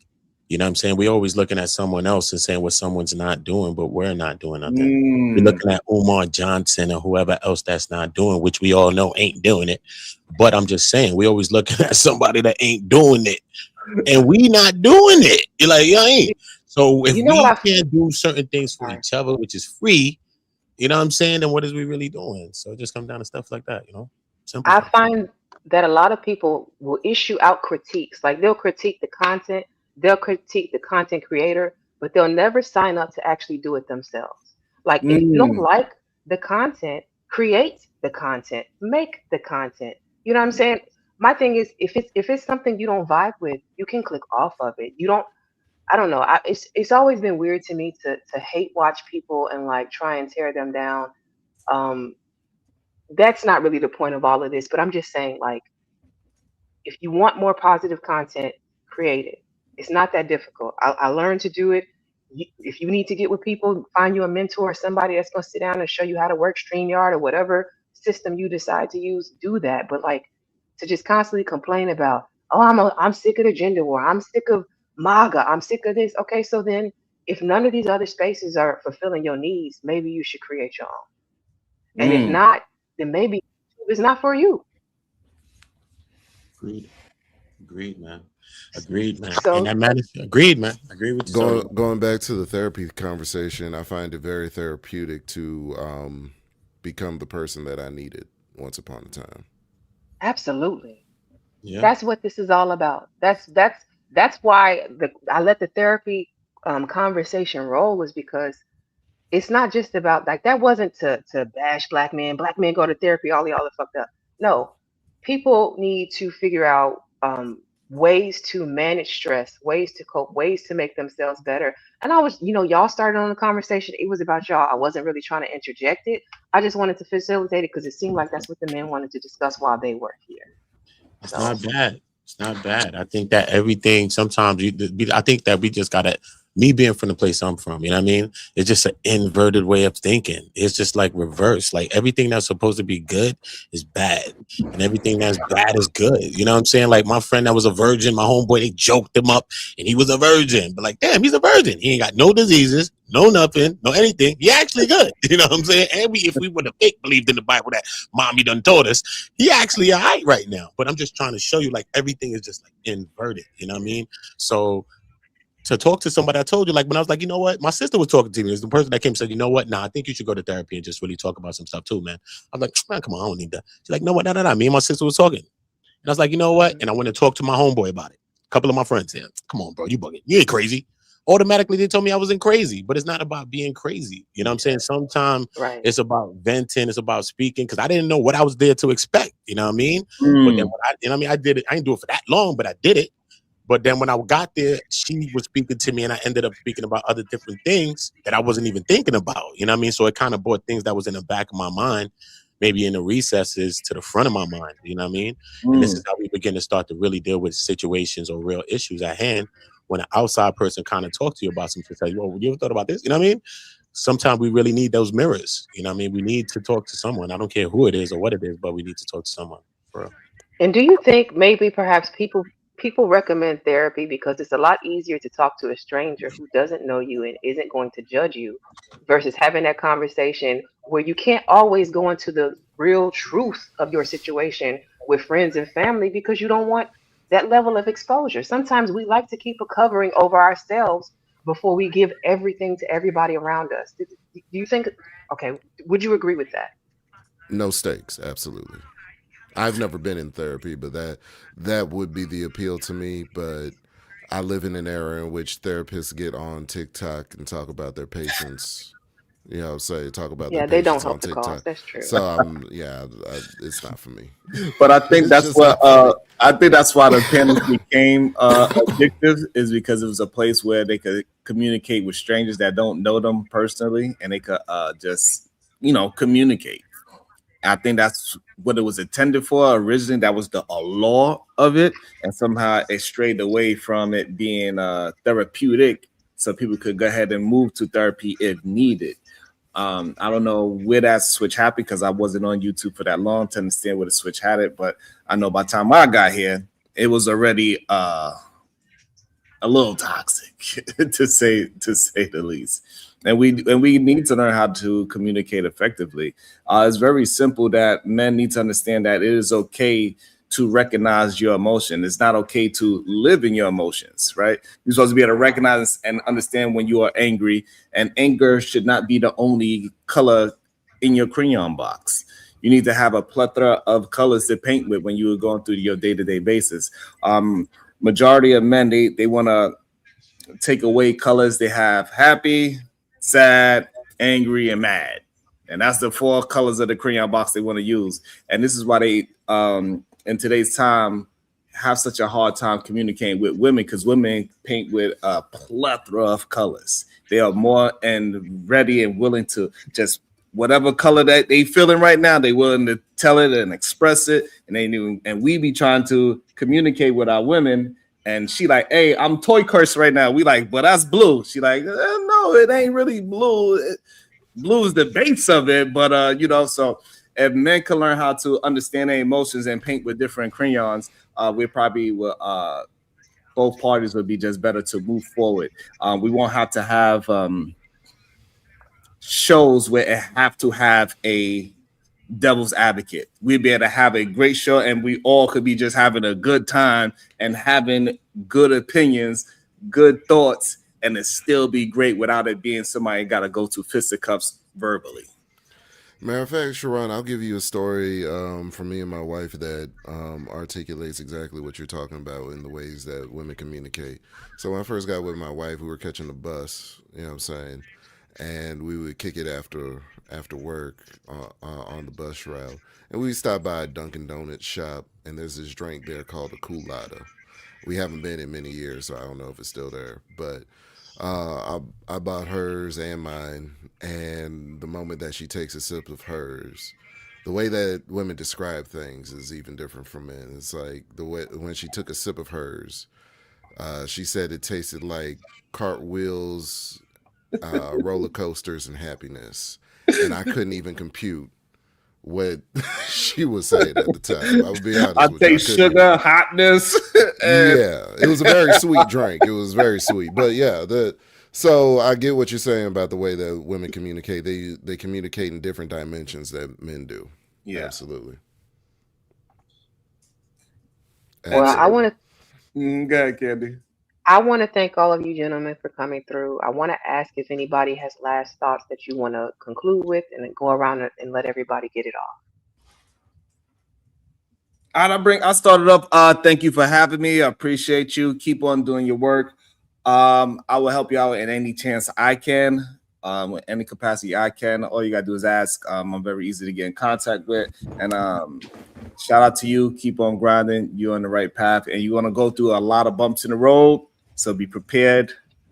When you're doing great things, you tend to do some strange things. Well, thank you very much. I appreciate that, Sharon. Omni, you want to go next? My number one thing at the end of most shows is to say, lift every book and read. Read more, experience life more, go outside, touch grass. That's what I got for you. Y'all take care. You have a book recommendation? Because I was talking to a couple of homegirls from YouTube, and we are considering doing a book club. Do you have a book recommendation? Oh, my number one all-time recommendation for anybody, man, woman, black, white, brown, especially the maladjusted that's trying to adjust. Sharon knows this. He can lift it up. It's the 4 Agreements. Oh, I have read that. I've read it myself. Agreements. And I got all 4 of his books too, back there too. I would like to give one. The Subtle Art of Not Giving an F. I love that. Oh yeah, that was a good book, bro. It's a fun, a very fun read. It's funny. It was orange, right? Yeah, it's orange. It's fun. It's educational, and you can read through it quickly because it gets you engaged really quickly. You don't need no dictionary. I think that's a great book to get into the funness of reading, and without it being some kind of novel. Yeah, I'll give y'all a book too, because I love reading. I like all of those books too. So I like psychological books, but I would say The 7 Habits of Highly Effective People by Stephen Covey. You know what I mean? And then the second book is The 8th Habit, From Effectiveness to Greatness. I think it's a real good book. You know, check that out. What's funny is both of those books, the one Sharon just recommended and the one you recommended, are in my Kindle. They're audio books that I haven't gotten to yet, but I do have them downloaded. Yeah, man, those are kind of books. You know, I like reading like the 48 Laws and all those types of books too. You know what I mean? But 7 Habits of Highly Effective People is a really, really good book. I think you should read it, man. Trust me. Yeah, both of those are good. And if you like autobiographies, Kevin Hart book is hilarious. It's like reading his stand-up. Like when you start reading his book, you hear his, well, for me personally, I heard his voice in my head the whole time I was reading his book. It was actually phenomenal, and I literally laughed out loud while reading. That's how funny his book was. All right, I will definitely check it out. I appreciate it. I want to say again, thank you to everybody who came through this evening. Thank you to everybody on all the streams. We appreciate you. I just want to say, as my final words, be the change you want to see. Like, I could spend all day and all night complaining about all the things wrong with the world, or I can try and do my little part to leave a lasting impact.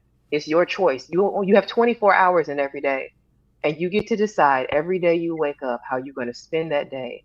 And it's a blessing to be able to wake up and choose how to spend that day, because there's a lot of people that you know, I know, he knows, she know, we know, that don't get that opportunity anymore. Salute to that. Salute to that. Salute to Candy. Salute for having me. Salute for this whole panel, this great conversation, everybody.